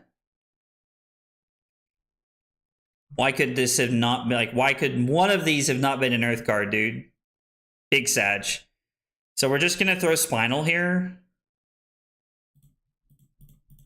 It is really sad, but I think this is the play we have to make. Like, that's a very, very unfortunate hand, to be honest. I mean, don't get me wrong. Like, there's not a single blue in the hand, and like the fact that we can't keep a card to Arsenal is what's unfortunate about it. Like, obviously, I would have liked to have been able to Starvo Fuse there and do it all, but beggars can't be choosers. But not having a blue is really unfortunate. There's a pretty hefty number of blues in the deck. I received news that Michael Fung is coming to my LGS before calling KL. Dude, let's go, kid. That's exciting, man. Michael's a really cool guy if you ever got to meet him in person. He's really cool. Michael's a chill guy, man. Michael's a chill guy. Getting to meet him and talk to him is pretty cool. I definitely like Michael a lot.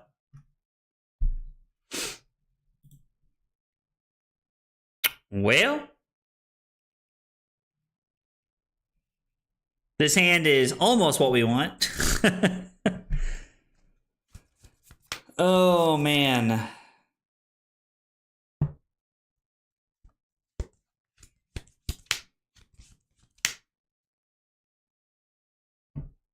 I think our best play is going to be to try to swing the hammer and Arsenal something here if we can. But it really just depends on how this turn plays out. There's a lot of things that could go right or wrong for us here. The store owner is setting up a makeup armory. Winner gets an MST or is it a case? Yo, let's go, Kit. That's exciting, dude. Winning a case in an armory, that's real talk right there. That's awesome, man. Dude, that's awesome, man. That's really cool. CYB Oldham is the way in LL. I'm telling you, just dodge Prism. So freaking go. You love to see it. I do really like that deck. I've kind of come around to the whole count your blessings thing, but at the same time, I hate it. Yo, let's go. Noel with the follow on Twitch and Noel with the Prime sub on Twitch. Dude, thank you so much, man. I really appreciate that, brother. There's a lot of great content creators every month you could share that with. I appreciate that being me, man. Means a lot. Means a lot. Appreciate that a whole bunch. Guys, by the way, if you're hanging out here, you're new to the channel, maybe you watch the videos, never catch anything live, whatever the story is. If you're here for the first time, guys, we got 3 questions we ask everybody. What's your name? What got you into Flesh and Blood? And what are your favorite hot dog toppings? I would love to get to know more about you guys.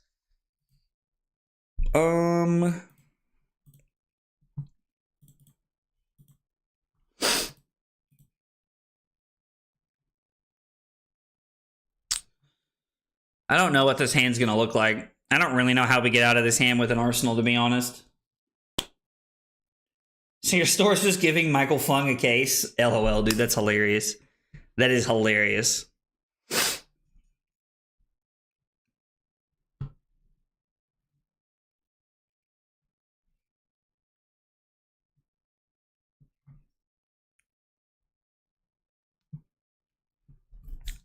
I'm curious to know what's coming after this.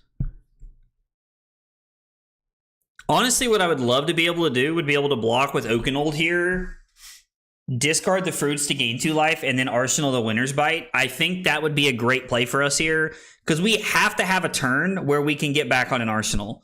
If not, we're going to be in a pretty rough spot. Feels bad when you put 2 and 2 together. LOL. That's hilarious. So this is for 2.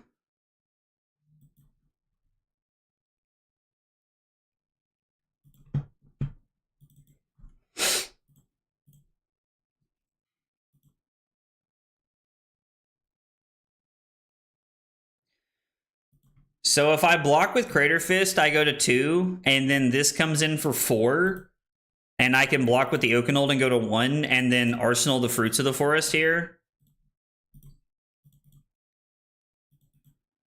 I think this is what has to be done this turn so that I can Arsenal and try to get back on the Crown of Seeds plan. I could go to 3 and give up my Arsenal here, but I think I want to be on the Arsenaling play here.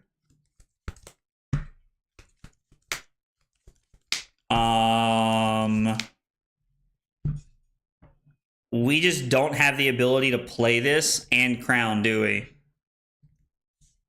God, I would love to be able to do this and get back into the game here. I just don't think we can.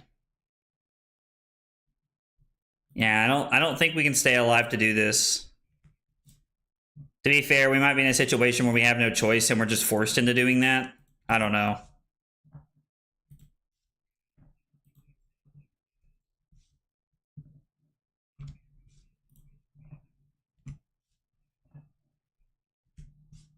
We might have been able to if their hand was going to be something like this.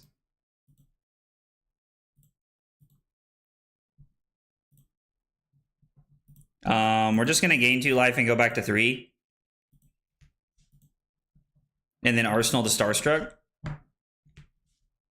Dude, these are a crazy amount of red hands we're seeing. Like, it's absolutely crazy to see all these red hands we're getting.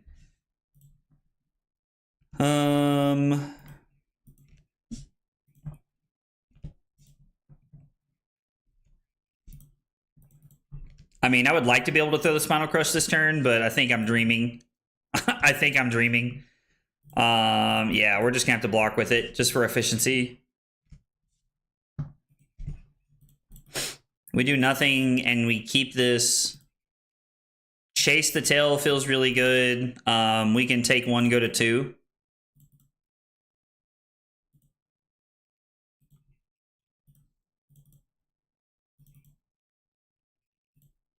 Yeah, and then we've fallen down to 1 and now we get to Arsenal here. I mean, this is the hand we want. This is the hand that does things here. Always hard to know to play for the out. If they had the hand, would have been game. I mean, yeah, if we played to the out and they had the hand, we're just like super dead there, right? Jesus. This is too reminiscent. This is not a combo card, so this is just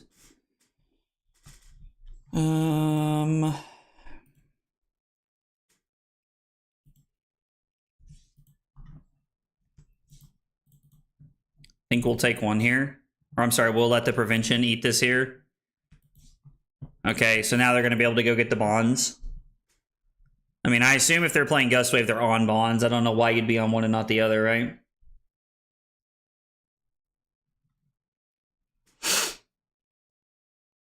Is there any World we Blizzard here?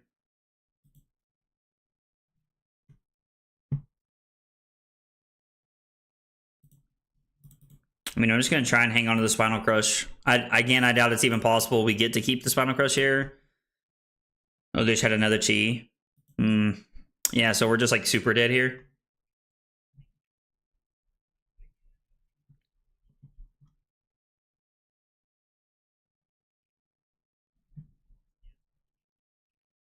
Yeah, they're on blue bonds here, which I think a lot of people are on the blue instead of the red. I actually like it with stubby hammers quite a bit.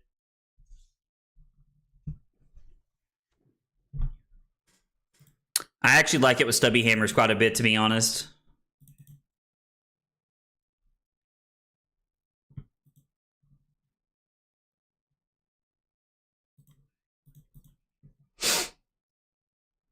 Maybe we get lucky and they get a red. They do have a red. Yo, that worked out. The Blizzard saved our life right there. Although, to be fair, I think that was just kind of like 1 turn. I don't know that we're out of the woods yet, but... Oh, we keep drawing Starvo activations. We just can't do anything with it, which is like so sad. We are going to discard this and we're going to prevent 1 here and then we're going to prevent another one later. Yeah, I actually really like the blue bonds in Zen. I think the blue's probably better than the red with stubby hammers in the deck, if I'm being honest, but I think that's an unpopular opinion.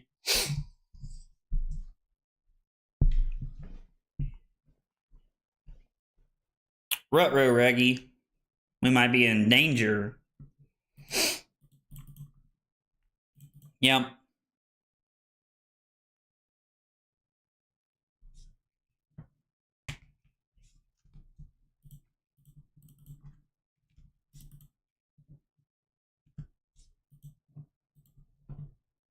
I mean, we're gonna actually no. Wait, why is this? Oh, it's Heaven's Claws. We don't have to do this. We get to just block like this. Yo, we live to fight another day. I mean, oh, holy shit. What is this hand? Did I pitch deck this? Please tell me no. Yeah, it getting the Stubbies buff, I think, is like the only reason to play it. If it wasn't for that, I don't know why you would ever be on blue over red, right?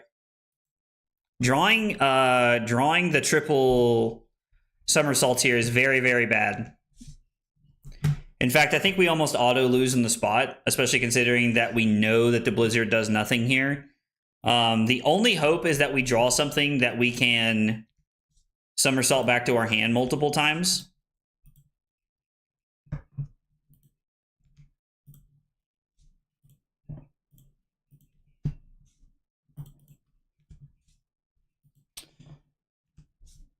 Yeah, that's what I'm saying. I probably pitch stacked this. This is why I said, God, please tell me I didn't pitch stack this, but I probably did. I wish I hadn't, but I probably did. Like, yo, pause. God, this is so bad. I might have miscounted, but we could still be alive here.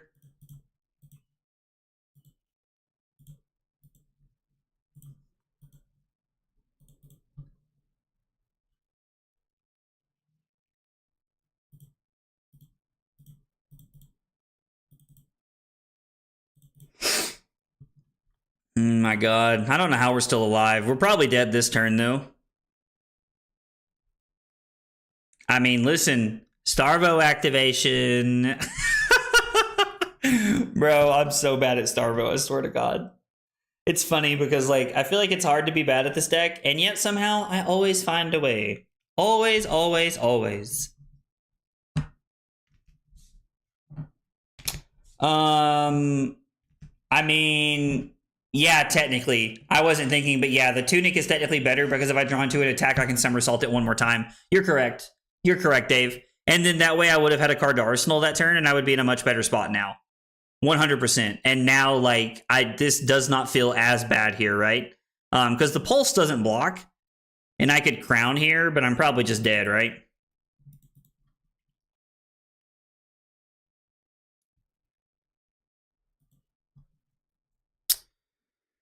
Yeah, so I'm going to say no blocks. We're going to give the Pulse here to cover this up. And then I can't block because this is an instant, so I'm just going to pass and die, unfortunately. What was the card on top of the deck? Was a somersault, so we could have somersaulted the... we could have somersaulted nothing because it was a 1 and a 0. So it wouldn't have mattered. We weren't going to get there anyway. Well, the game was very close, though. Like, that game was a lot closer than I thought it was going to be. But you are correct. I did pitch stack that terrible hand. I did pitch stack that really bad hand, and then I did. We should have used the. We should have used the Tunic. The Tunic would not have saved us because we were going to draw another somersault that late in the game, so it would have killed us anyway. But it was technically a better play. We're going to take like a 60-second break here. I'm going to go get more water for a big hydrate for Trent. And when I come back, we're going to be playing more Starvo. Thanks for hanging out tonight, guys.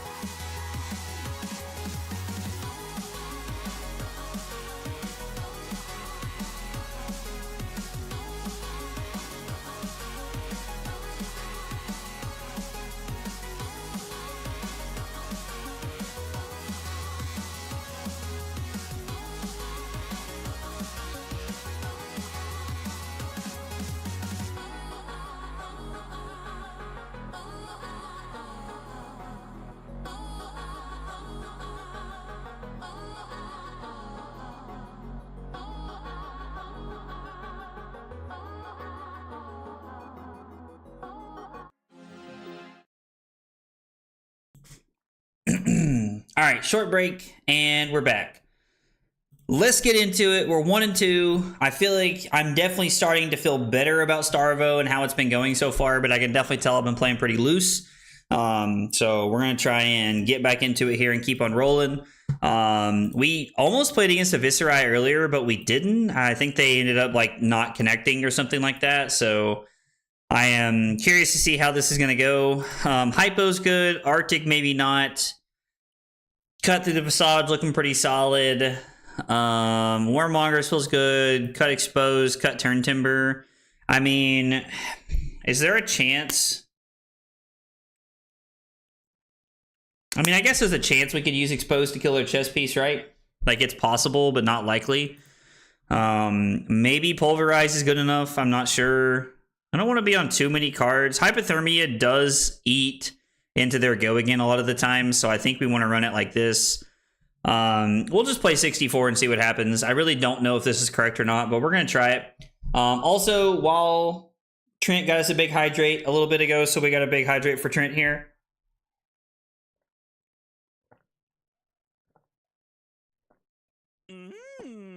Some biddies, you say?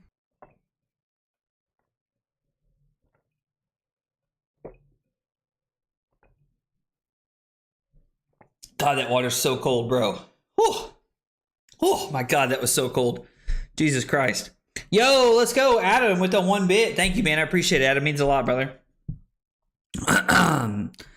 Okay. I think we're just gonna spell Fray Leggings. What the hell? I think we're just gonna play Hypothermia and pass here.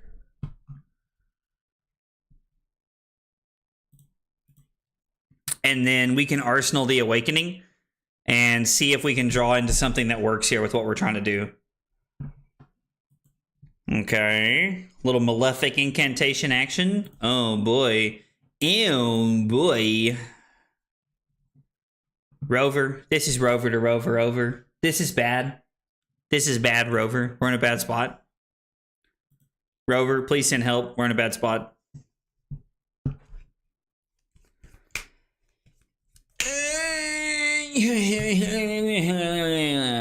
Why would you get Deadwood Dirge instead of the other one?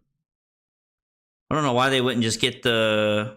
Oh, yo! That's why they got it. Yo! That was crazy. That's actually wild. Good play there. So we're going to reveal these bad boys, and then it's going to be... like this. 7 dominate, go again. I'm really curious to know why they have Spell Fray Leggings. Like, I don't know what I'm missing here is what I'm wondering. Like, what am I missing right now? You know what I mean? You should try...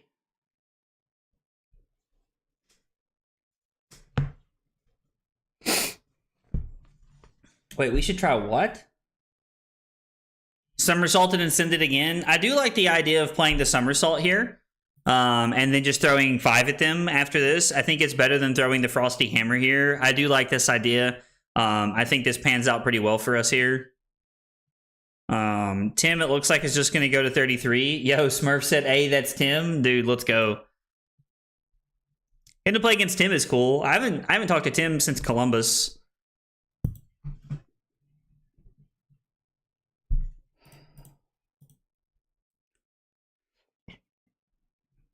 And we're leaving the Awakening here. Now, we're probably not going to be able to get a ton of value out of it this game, but we are leaving it here just in case. Oh, God. Jesus. What's happening here? You missing nothing, brother? Wait, what? What, Adam? What do you mean am I missing nothing? I'm not sure what you're saying. I'm not sure what you mean, man. I mean, it's a second embodiment or 2 cards at Tim's hand, and I honestly think that's fine.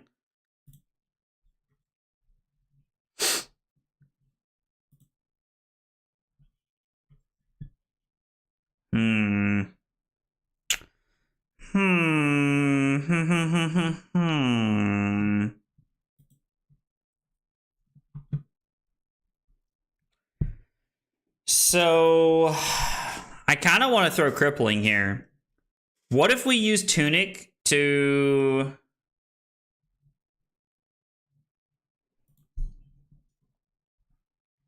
I mean, I guess we could just throw the crippling, right? Like, we could literally just pitch 7 and throw the crippling here. I don't know that I'm a fan of pitching our Warmonger's Diplomacy away, but I think it's okay. Oh, I'm not missing anything because there's no reason to run Spell Fray. Yeah, I don't get that one. I'm assuming that Tim misclicked here. It's probably just better to grab Mordred at Arsenal. Yeah, because this puts it in your hand, right?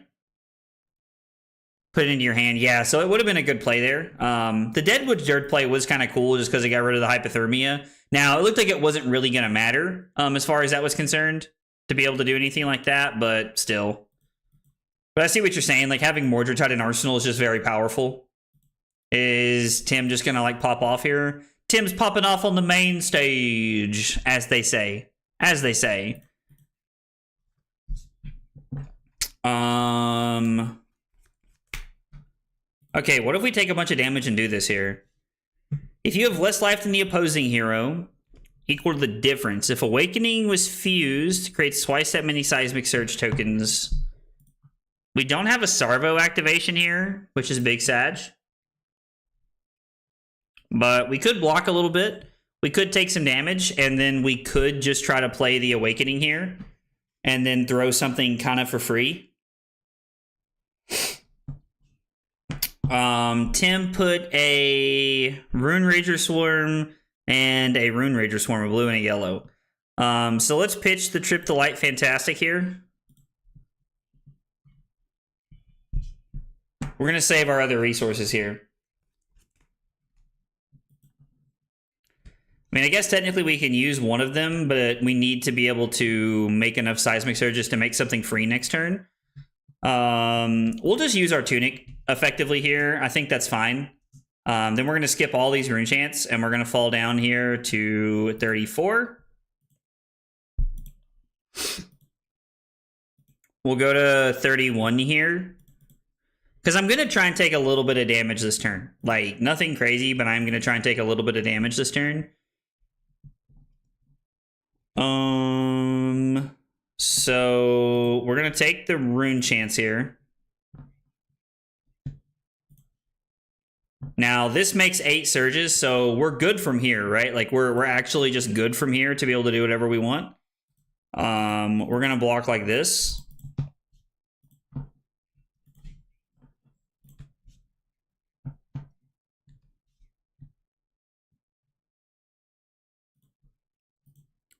We're going to go to 26. We could always block the next thing, right? So we'll just go to 24 here and see what happens. I think this is okay because we can go to 24. Hey, Moore, what's up, man? Yes, this is Roger's list. This is indeed Roger's list. Yeah, I like his list quite a bit.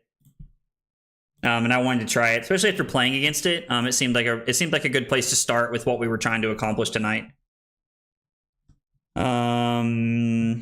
Okay, so we're gonna use Tunic here. We're gonna play Awakening, reveal Earth Form.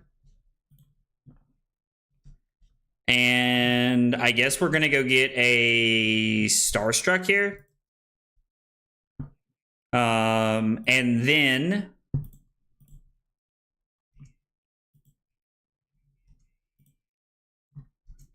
we're gonna take the rest of the Rune Chants here. We're gonna Arsenal the second Starstruck here. And we're just going to go ahead and stay at 17.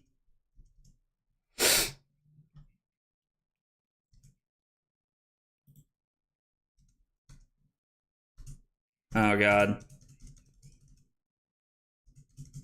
Yeah, I'm going to have to keep clicking pass here. I know that I could turn this off, but I like having the priority window turned on.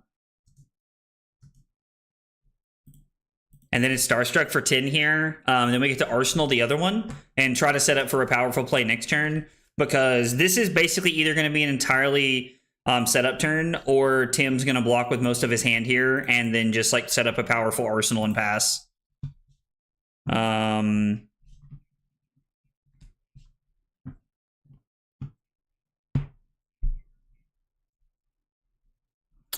God, we don't have it, do we? Throwing Starstruck is probably better.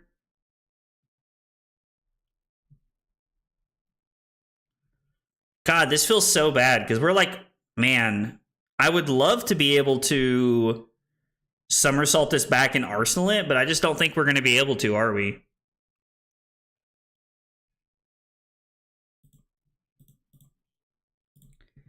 Yeah, I think this is just what it has to look like. Yeah, being able to like somersault this back would have been really good here. I agree, Dave. Because even then, that would have been okay. Because it would have been 10 get this back. But now we're stuck arsenaling the Red Autumn's Touch, which is fine because technically, if we draw a Starvo activation, it's 9 Dominate Go again into the hammer here, which is okay. But we're also at 19, and we need to be aware of what's happening right now and where we're at in the game so far.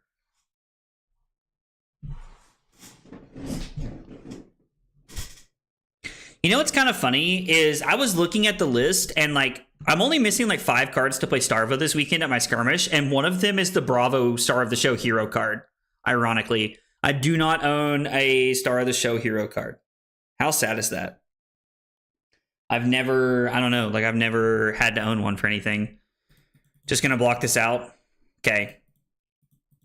These hands that I'm pitching are not good. I don't like these hands that we're pitching and setting up here, but Jesus. We'll look for an ice card.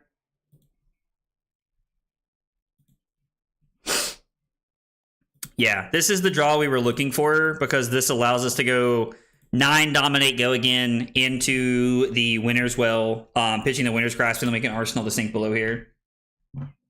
Yeah, never didn't have it. Dude, talk about lucky off the top of the deck, right? Talk about lucky off the top of the deck. Was very fortunate for us the way that whole thing panned out there. Obviously, Tim has come prepared, though, with whatever he's got. He's got a powerful hand. We know he's got a Mordred and Arsenal, so he's been waiting to be able to set all this up and make something crazy good happen here. And this hand sucks. This hand's not good. This hand is not very good. We're probably going to try and use Stalagmite this turn, but we'll see what happens. I wonder if he's going to pitch. Are you going to pay the resources into this or not? So tell me a lot about your hand, actually. Decides to do it. Okay, so he's going to see what he hits here.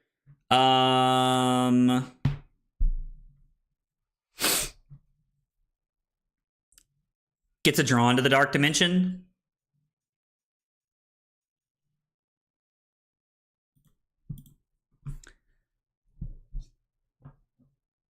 All right, so now we got to decide, is the Sink Below better or is Crowning better? I think it's better to Crown, right?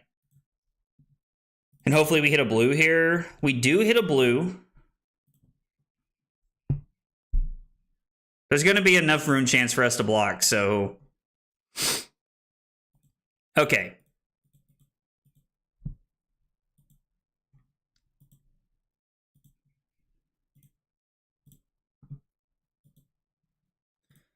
This is 3 go again with Prevention. We're going to block with Stalagmite and see if we can't force Tim to maybe have a little bit of an awkward hand. Really just situationally depends on what his hand looks like. If he has another blue, then it doesn't really matter. Oh, I guess he has the Drawn to the Dark Dimension, so he just gets to step around because of the reduction cost here, which is pretty good. This does not have go again, so we are going to pitch the Evergreen, and then we're going to let the rest of the rune chance come through. We're going to fall down to 14 here, and then I'm going to block the Drawn to the Dark Dimension with the Spinal Crush, and we're going to Arsenal the Fruits of the Forest. So this ended up being okay. I did kind of like play myself a little bit there with the Drawn to the Dark Dimension there. That was just a punt on my part. Just me playing pretty poorly, if I'm being honest. Knowing that it's there means I'm not supposed to block with a Stalagmite. That was just a bad play. Let's see, what is this? Earth and Lightning. So again, we have no ice. We can pitch the Heaven's Claws to activate Crown to see if we can come up with something pretty powerful here. But it all depends on what his turn looks like here. I have no idea why they're running Spell Void Veto. I don't think it's correct, but I really don't know what's going on. and why they're doing it, if I'm being honest. I don't know what's happening here. I don't think it's correct on their part, but I'm not sure why. There could be a rhyme or a reason that I'm not aware of, but I don't know. I don't know, to be honest, Vito. They shouldn't be, in my opinion. Spoke with Roger about Sync Belows, and he said they just replaced yellow somersaults in the mirror. Oh, so I'm running them way more than we should be here. Another Heaven's Claws. All right, so we can just throw the Cut Through the Facade as a 3 for 7 and just try to get value out of it here. Which, I mean, I think is okay. Like, I think there's nothing wrong with that.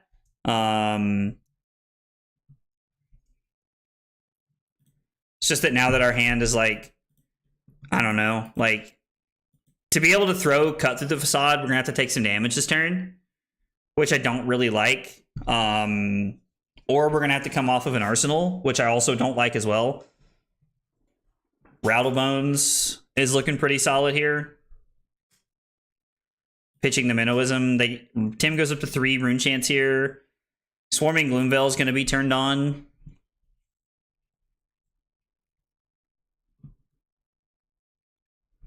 You know what we could do? I could pitch the Pulse to block 2 of the Rune Chants, take 1, and then block Current Funnel and the Stalagmite here. Or this is going to be for 7. I can take all the Rune Chants, go to 11.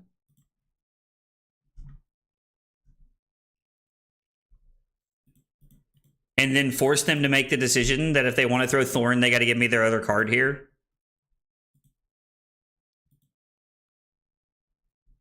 And they just pass. Okay. We're going to Arsenal Cut Through the Facade, and we're going to try and set up a powerful Starvo hand here with it. But being at 12, we're going to have to use our life wisely. We could also just be looking at the fatigue route, honestly, as long as the game's gone on. Like, Tim has 26 cards in his deck, which is like a non-zero number, and there's multiple Revels left, so maybe that's not a good route to go. Like, we've only seen 1 Revel so far, right? 2 Sonatas and 1 Revel. Well, that's bad for us.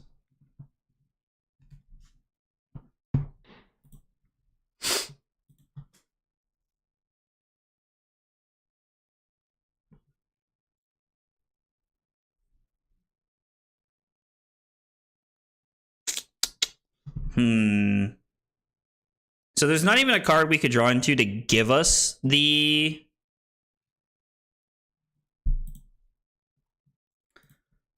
to give us what we want here, to be able to, like, Starvo and to Cut Through the Facade here.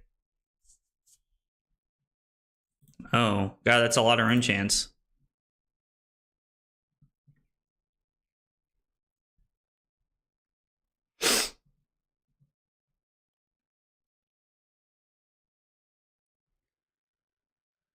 I mean, 3 reds at hand with 13 Rune Chants is very, very unfortunate.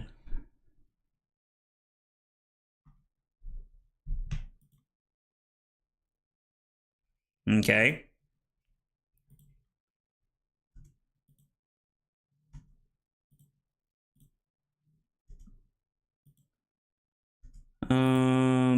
And then we will pitch the Cut Through the Facade. We will skip the rest of the Rune Chants, which means we're going to end up taking 6 down to 6, if I counted correctly. And then we're going to block the Evergreen. And then we're going to Arsenal the Oakenold here. And we're going to try and set up for next turn. I think that's the second Mordred we've seen from Tim so far.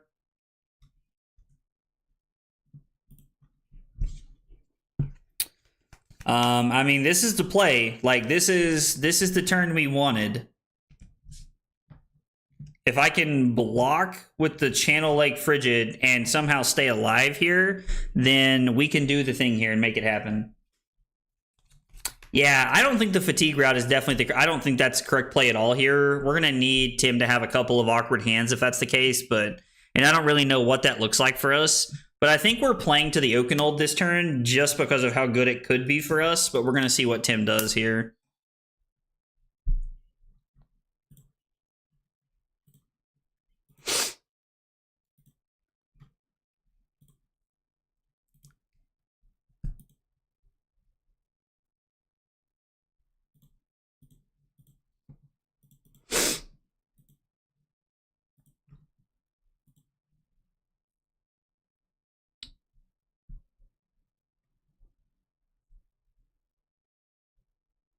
I mean, technically, the Thorn is 2, 2, and 2.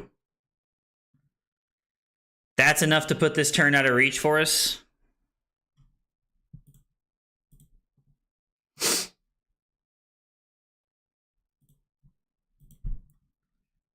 That sucks. I mean, we made the decision to try and go for it, and it just did not pan out for us the way we wanted. So that's unfortunate.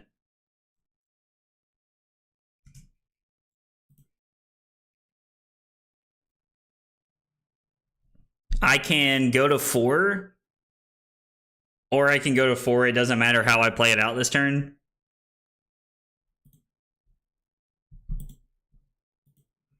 Yeah, if I'm going to keep an arsenal, I'm going to have to go to 4, so we're just going to have to make that play.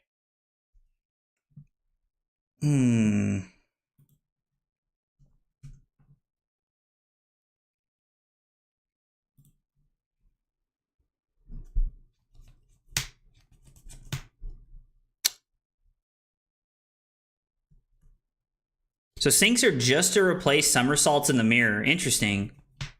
Huh. It's interesting to know that, like, I mean, like, it's definitely one of those things where, like, I don't understand enough about the deck, that's for sure. Especially after tonight, like, I definitely need more reps with the deck to, like, get a better understanding of, like, what we're doing and, like, where I'm supposed to be at all times. But also, like, these triple red hands are, like, kind of crazy bad. Like, crazy bad. So I think we're just going to lead here because there's going to be some number of rune chance this turn. Fruits of the Forest is a good one to draw. What did they reveal?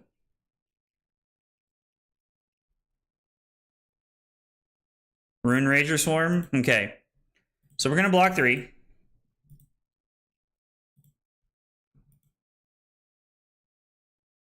Sonata. Okay.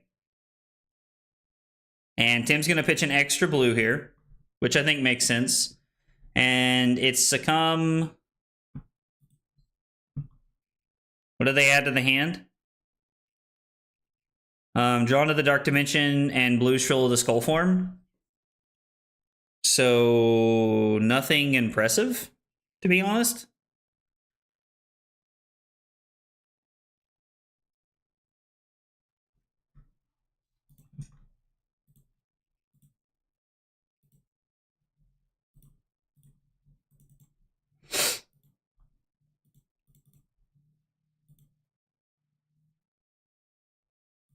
Okay.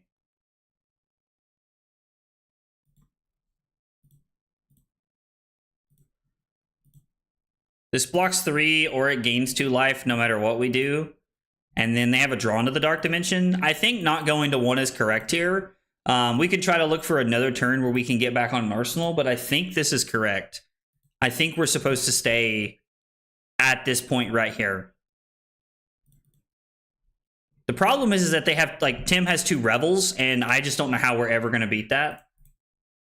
Like, the 2 Rebels just feel backbreaking at this point in the game. Like, I don't really know how we're supposed to, like, overcome the Revel and Runebloods.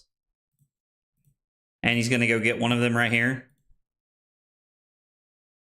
What did he discard? Discards a Drawn to the Dark Dimension to go get Revel. Or I guess there might be one more Mordred Tide. I can't remember.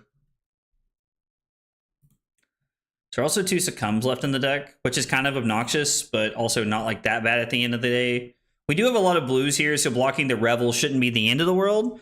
This hand is more about how do we...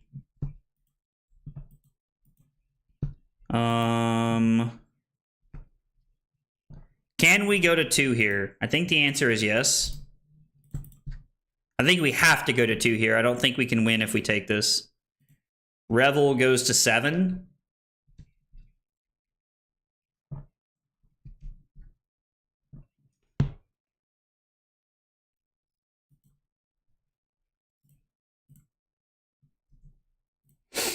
We are going to pitch to all of them this turn.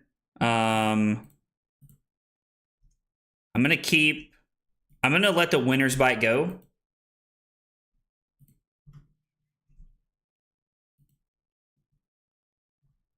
We fall to 1, and then Tim, like, we're in the same situation where Tim only has to have 1 more turn to be able to get us with the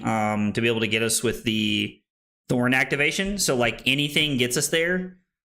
Take that back. The Fruits of the Forest might bail us out here. Kind of depends. Yeah, there's all the blues, right? I mean, with 12 cards left in the deck, it is possible that we could hang on. It feels highly unlikely at this point in the game, but it seems like we could, like there's a possibility we could do it.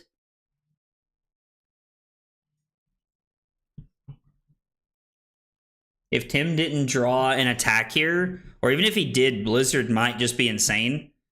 So the Blizzard doesn't really do anything here for us. So what does my turn look like if I pitch Fruits of the Forest? I mean, I want to play the channel, but I just don't think there's a world we can, right?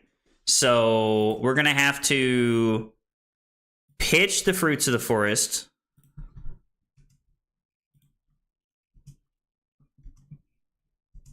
And then we're going to block with the channel. And then our turn is going to be gain 2 life, go to 3, and then Arsenal the Blizzard here. This feels pretty good.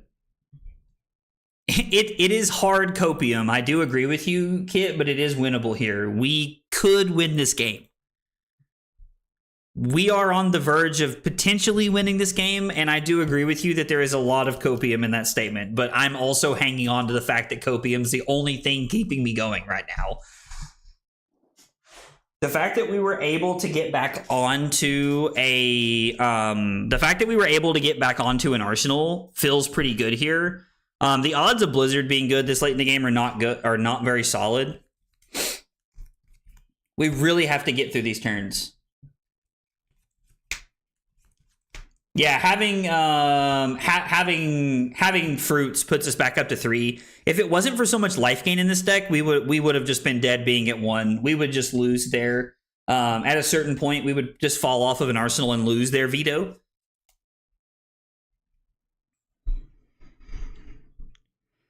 Why am I playing Starvo like I'm playing Oldhim, for God's sakes? Like, why do I always just end up blocking? Why is that my default mode? Is to just like look for good blocking lines. I don't know. Maybe I should just be playing Oldhim. Maybe I should just play Oldhim on Saturday and just ruin every single person's day that I play against. That just feels super toxic though. I really don't want to play Count Your Blessings Oldhim at a skirmish. That just feels so toxic to me.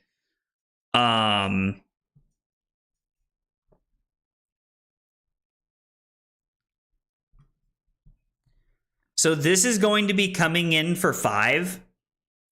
I'm sorry, for 6.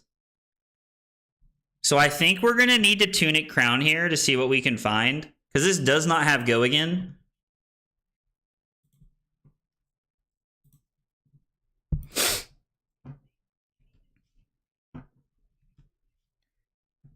Can I Starvo here? Not and keep my hand. No. Ice, Lightning, Earth. I would have to be able to keep these 2 cards. And then this card. Yeah, it's not on the table, unfortunately. So we are going to block all of the Rune Chants.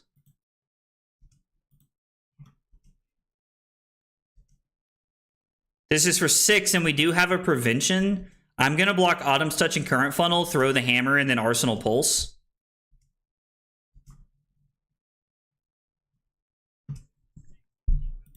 The funny part is I kind of want to talk to Tim, and I want to see how dead we would have been if he would have had Creepers this game.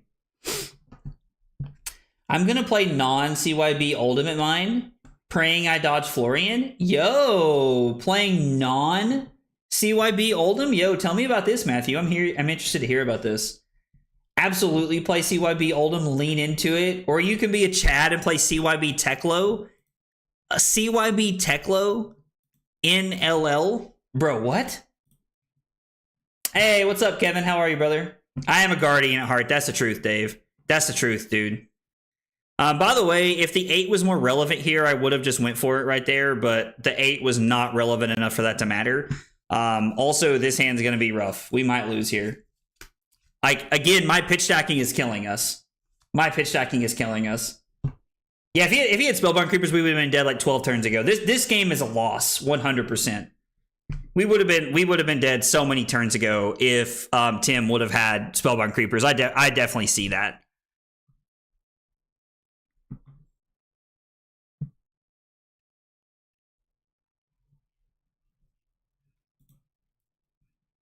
So the Blizzard does nothing for us here.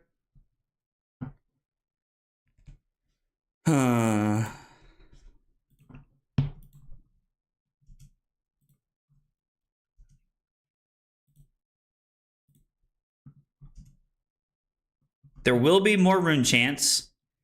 This blocks this, which I like, since we drew the Sink Below. I think this works. The double Blizzard could hit. It depends on what's in the rest of Tim's hand, right? We don't get Frostbites like we did in Icelander, so it really depends.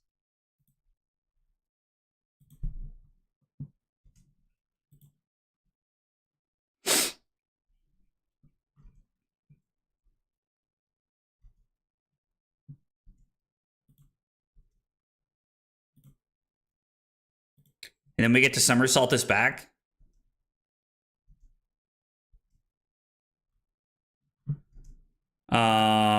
Thorn. We do come off of an Arsenal here, which is a little scary.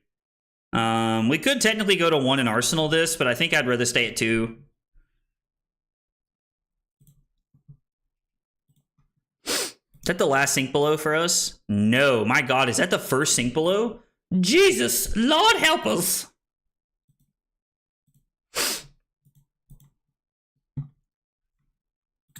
We're going to pray we draw a good one. We did pitch stack this. This I do remember. Yeah, I don't think the double blue this late in the game gets us there, if I'm being honest. Okay, all right, are we dead here? Is this Mordred in the Last Revel? I think this is Mordred in the Last Revel. I think we're dead here. I think Tim has specifically set this up. Tim's like, I specifically requested it. And if it is, we're just like Omega dead here.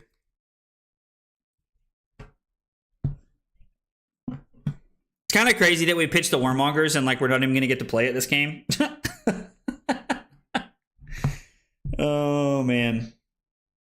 Dude, earlier was at work and I like ripped one of my like I had like a hangnail and I like ripped it and like it was bleeding everywhere and now I have like dried blood on my thumb and I hate that, dude.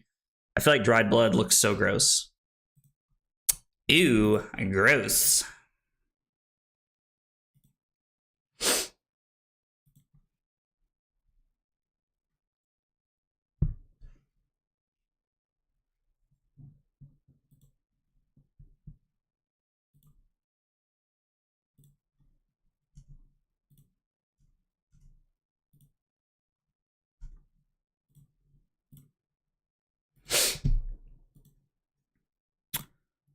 So we get to block 3 here.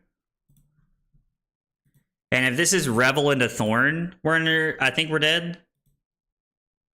Yeah, so Tim had it here, it didn't matter. It just took a little bit longer than expected. Yeah, I don't know how we were supposed to win this game. Like, man, this is like literally the 3rd game in a row. I take that back. The Zen game, it feels like we should not have won that game, but the rest of the games, it feels like we should have won. Like, it feels like we should have won this game. Like, I don't know what I could have done differently. Like, I keep looking back at this game and, like, I looked for good Starvo spots. We used the Starstruck back-to-back, and it just didn't get us there. Like, I really don't know how I'm supposed to win this game, honestly. Like, if I don't know, man. Like, every game has been, like, really close, except for the Zen game. We did almost fatigue the Zen. I guess even looking at that game, it feels like we should have won that game, but I don't know why. I feel that way, if I'm being honest. It feels like it's one of those games that we could have gotten there, and I'm just not getting there tonight for some reason. And 1-3 is just not cutting it. I am just not content with a 1-3 record. I don't know. We do get the opportunity to try and do this one more time. I think we want to go second to try and establish tempo in this game, I think is the key here. Okay, so we do not want Sink Belows, as Roger has said. We don't want Pulverize, I don't think. Exposed or Turn Timber is not very good, and we don't want this. And then, what else were we cutting? Oh, the cut through the facades. And then I guess we do run Arctics and Hypothermia here. I don't know. If we're not running Sinks. If we're not running Sinks, we're going to run it, right? Like, so I guess we're going to try it and see what happens. Yo, Tim, what's up, dude? Good game, brother. So was the Spellfray legs just like a misclick? Like, was that just like a straight up misclick? Like, I don't know what happened there. I was very confused. Because I think you would have won that game like 25 turns earlier. If you actually had the creepers to use and block with, or I guess to use throughout the game there.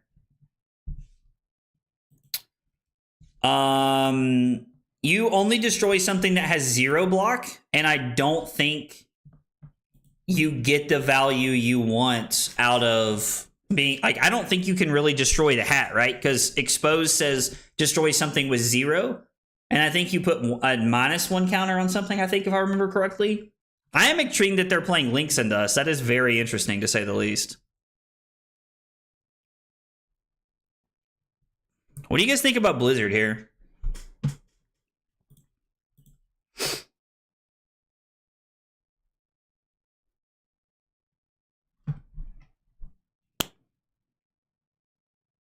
Because if they have 2 reds, they can't throw the Mauling Key at us here after they pay for it without arsenaling. Yeah, no worries, man. No worries. It is it's like, I mean, it's definitely like a good thought. And like there's a good line to like, there's a good thought process to thinking that we could get them there, but unfortunately I just don't think we can. It was definitely a mistake when I was submitting the deck. That's fair, Tim. I figured it was. It's kind of funny that you beat me with the Spellfray legs though anyway. But stacking the Mordred and Revel was really good there. Ah, no, shit.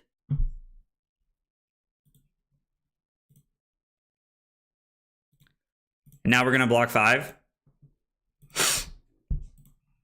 I mean, it works for me. They tutored a card out of their deck that they did not get to use at all.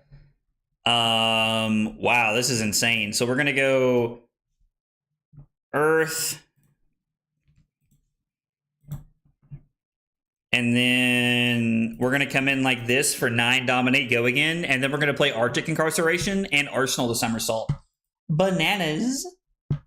Ooh, we could get stubbies with it. Matthew's right. We could get stubbies with it if we did draw the exposed in the right situation. We could get stubbies with it. That's not bad. Getting stubbies with exposed could be solid, actually. I was also pretty sure that I used... Oh, you used the chest way too early? I mean, you gave up a lot of equipment to block the Starstruck early on in the game, which, I mean, to be fair, you like literally just turned around and like used it efficiently, right? So like it wasn't like it was like some like really bad play. So I don't know, like it felt like an okay play. It gave you a good spot at tempo. The only thing that like was weird is that like I wanted to use my Awakening, so I was pretty interested in not blocking to begin with. So I don't know, take that for what it's worth. We get to do the thing here, but it doesn't work, unfortunately.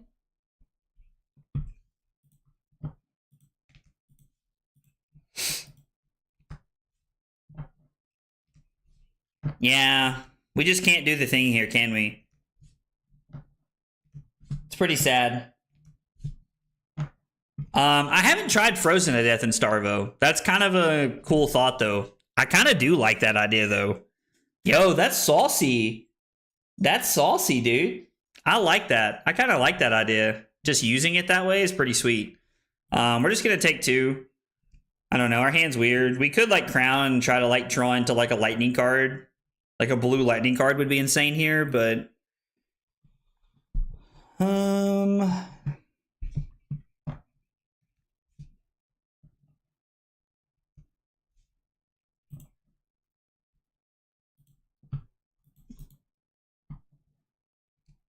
How about ice instead, huh? We might just throw the Starstruck here and just see what happens. We could also just, like, block effectively. I could pitch Starstruck to play the Pulse, swing the Hammer, Arsenal the Evergreen. I kind of like that better. Yeah, I kind of like that better.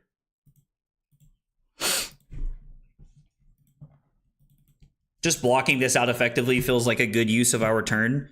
And then we get to swing a Frosty for an Arsenal the Evergreen, Now, using our entire hand to throw Starstruck is also very, very powerful. So I don't hate that idea. Yo, all right, already giving up the stride here. Gotta fix my chair. My chair is killing me right now. Okay, there we go. Lets me sit up just a little bit straighter here. All right, our opponent goes down to 28. They take a Frostbite. And then we're going to Arsenal the Evergreen. And we have everything but ice here. We can do the play this turn, though, right? Well, situationally, depending on what they do here. We may be blocking more than I want to. We may be blocking a lot. And we may be blocking a lot here.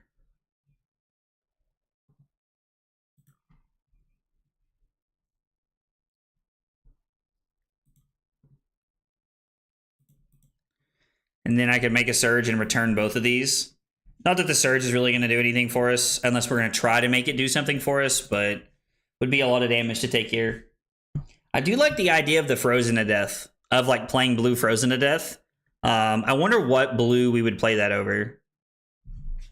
Like, that's kind of got me curious to know like what we would play that over. It's in your hands. They have a tiger in their hand.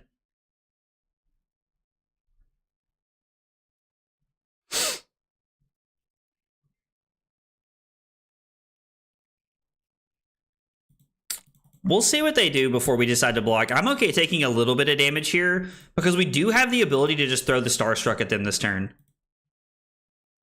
Man, I don't know. Like, this is their turn. It feels like just taking... It feels like taking the turn off to throw 10 at them is just so wrong. Especially when they have Mask of the Pouncing links that they want to use. They're not even using their... They're not even using, like, the Go Search for a Chi headpiece, the Traverse. They're using links, which is interesting. Because it feels like... it feels like the headpiece is just worth more.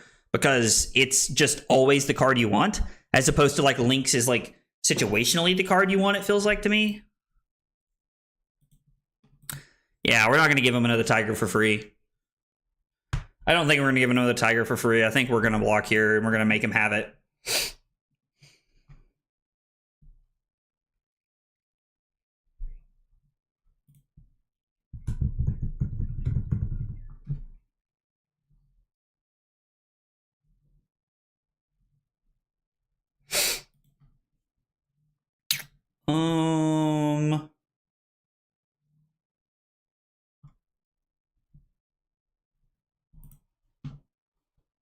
I think this is okay to give up here.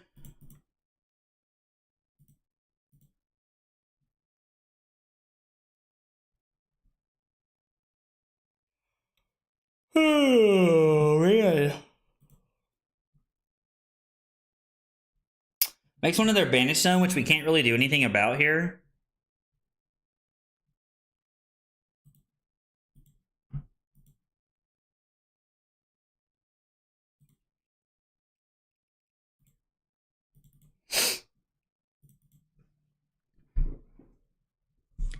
And this way, the way that I block so far, I still have the ability to block the Tiger Swipe here, because Tiger Swipe comes in for 6 and we're currently blocking 7. So this works out very well for us so that we can block the Tiger Swipe at the end of the turn, which is ultimately what they're going to use links for.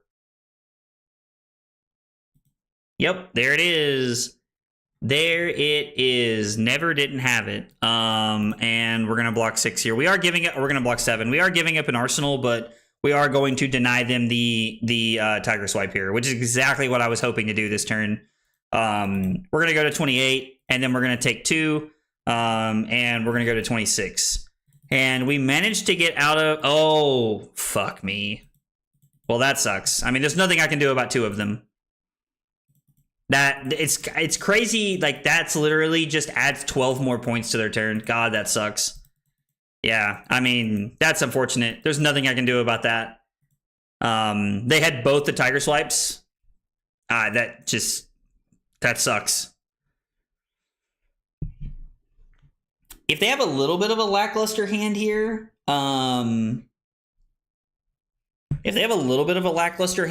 we can try to go for the Dominate Spinal Crush here into Swing the Hammer. Actually, what we could do is we could just throw Spinal Crush with Dominate and then Arsenal Fruits of the Forest. That seems like an okay play to me. We could also Arsenal the channel like Frigid to try and like make their hand a little bit more awkward here. Let's see if we can get away with this here. I think we need to at this point in the game. Oh, they drew a tiger? Interesting. Yeah, we're at 1. No, just kidding. So we would go to 4 and that's it?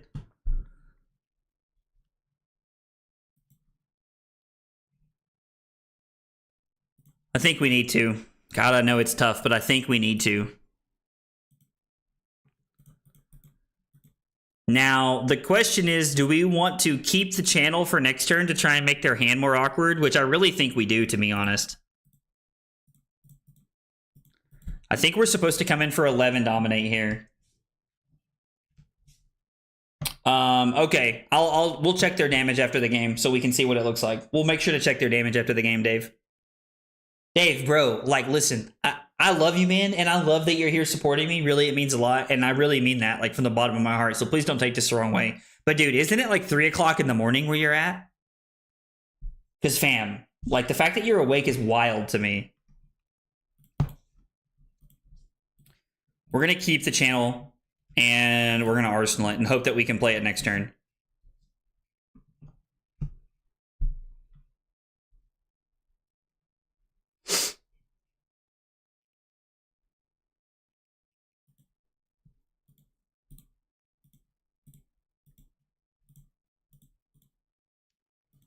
This turn works out pretty well for us.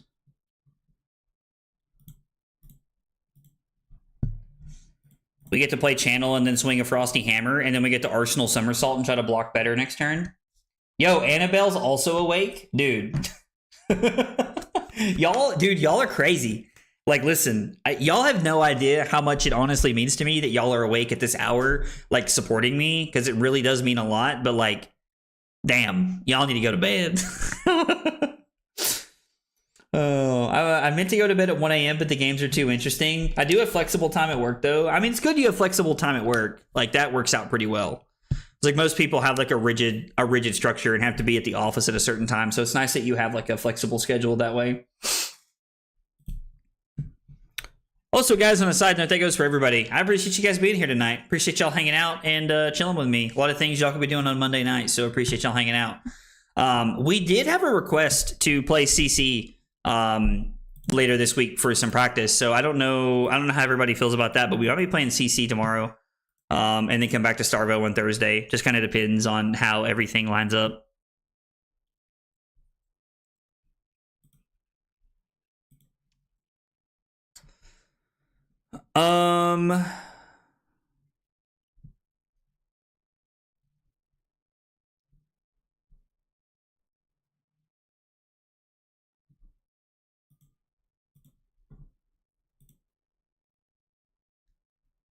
So we don't have Starvo, but we can do Oakenold here. The problem is we have to stay alive.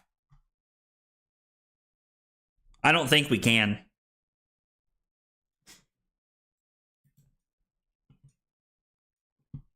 It's a big Sag, but I don't think we can. Our best bet might have been keeping the Spinal Crush there. I probably should have thought that one through just a little bit better. We'll take one.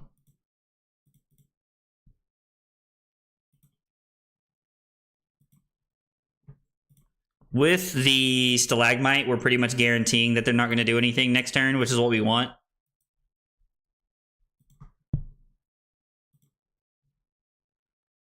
Well, this does change the layout of everything a little bit here, but the Maul actually worked out pretty well for them. Man, I just cannot. I am not doing well tonight, dude. I am just getting my butt kicked. I gotta be in the OR at 7 a.m. Dude, what time is it where you're at? What time is it where you're at, Clam? Me, who watches streams and plays in the office. I mean, dude, the fact that you can play at work is awesome. That's amazing. Bad headspace, so awake anyway, so might as well watch my favorite streamer. Dude, Annabelle, thank you. I appreciate that. That means a whole lot. I really appreciate that. I'm sorry you're in a bad headspace, though. I know that that's a frustrating feeling, so I'm sorry to hear that. I mean,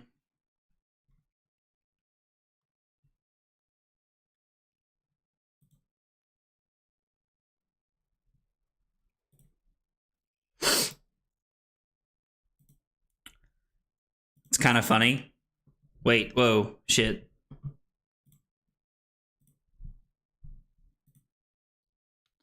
We're gonna block like this, and then I'm gonna somersault this back to my hand.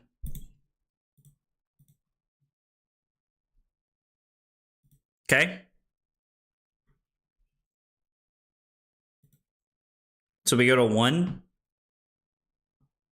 Oh, I guess the crown didn't like resolve there, so nothing happened. So we're gonna do this. We're gonna crown. We're gonna block like this.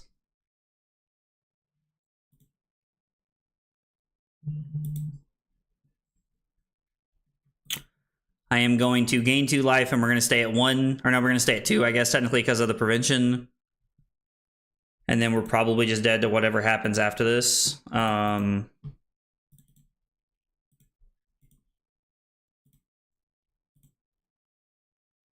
guess that was a bad play. No, the Tiger's for 2. And then they have 2 cheese, so they're going to chi for like a 1 for 5 and then kill us here. God almighty, I just cannot buy a win tonight, dude. It has been tough. Like, we just, man, I cannot win a damn game with Starvo. I don't know what it is. I'm just not playing very well tonight. I think that maybe I took too long off from playing cards this weekend, doing Thanksgiving stuff and hanging out. I mean, don't get me wrong, I love doing that kind of stuff, but man, like, I'm just getting it handed to me tonight. Like, I am just like not there right now tonight. I don't know what's going on with me. I'm all over the place. I am all over the place. Yo, Cusco, what's up, dude? Hey, pal, I'm glad you're awake, man. Also, what time is it where you're at? I mean, if like, so guys, I don't know what time it is for a lot of you guys. Yo, Matthew said it's 2:30 for me too. Dude, y'all are crazy. Y'all are absolutely crazy. Hey, Interdental, hope I said that right. I will not be at Chicago, sadly. There's a lot of family stuff going on that weekend, so I'm going to be here doing family stuff. I think your defensive guardian instincts may be getting the better of you. That's very possible that I'm trying too much to play like Oldham, and I'm not trying enough to play Starvo. And I think that might be part of my problem. Oh, I'm sorry. I completely forgot. I blocked 20 and took 24. So the casual 44-point turn. Yeah. Dude. It's 3:30 where you're at, pal. Dude, that's crazy, man. Y'all are wild, dude. Classic 44 damage. Exactly. It's wild, actually. It's kind of frustrating, honestly, because like it feels like Starvo should be better into Zen, but Zen's just so powerful. It's just so broken. I don't know what to do.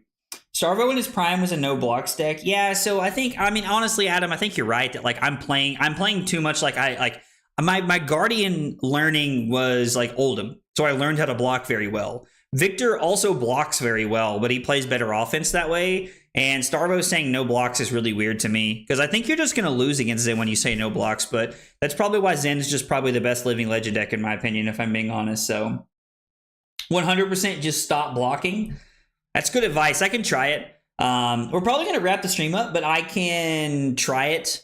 I can definitely try it while I'm like working on some stuff this week. I'm going to see what I can come up with. If you guys are a member on YouTube or a subscriber on Twitch, don't forget to link it to the Discord. I'm going to be throwing up a poll so you guys can vote on CC or LL tomorrow. And we're going to be figuring out what we're going to play tomorrow so that everybody can get their votes in and we'll figure it out. And then we'll probably just come back to LL on Thursday so that I can practice. Probably going to end up on Aurora, or maybe we just decide to play Count Your Blessings Oldham, just be super toxic. Who knows? Who knows?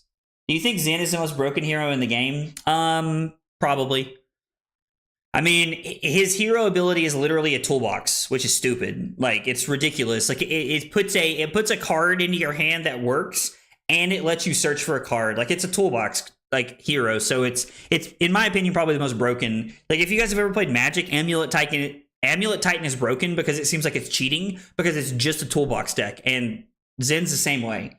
So I don't know.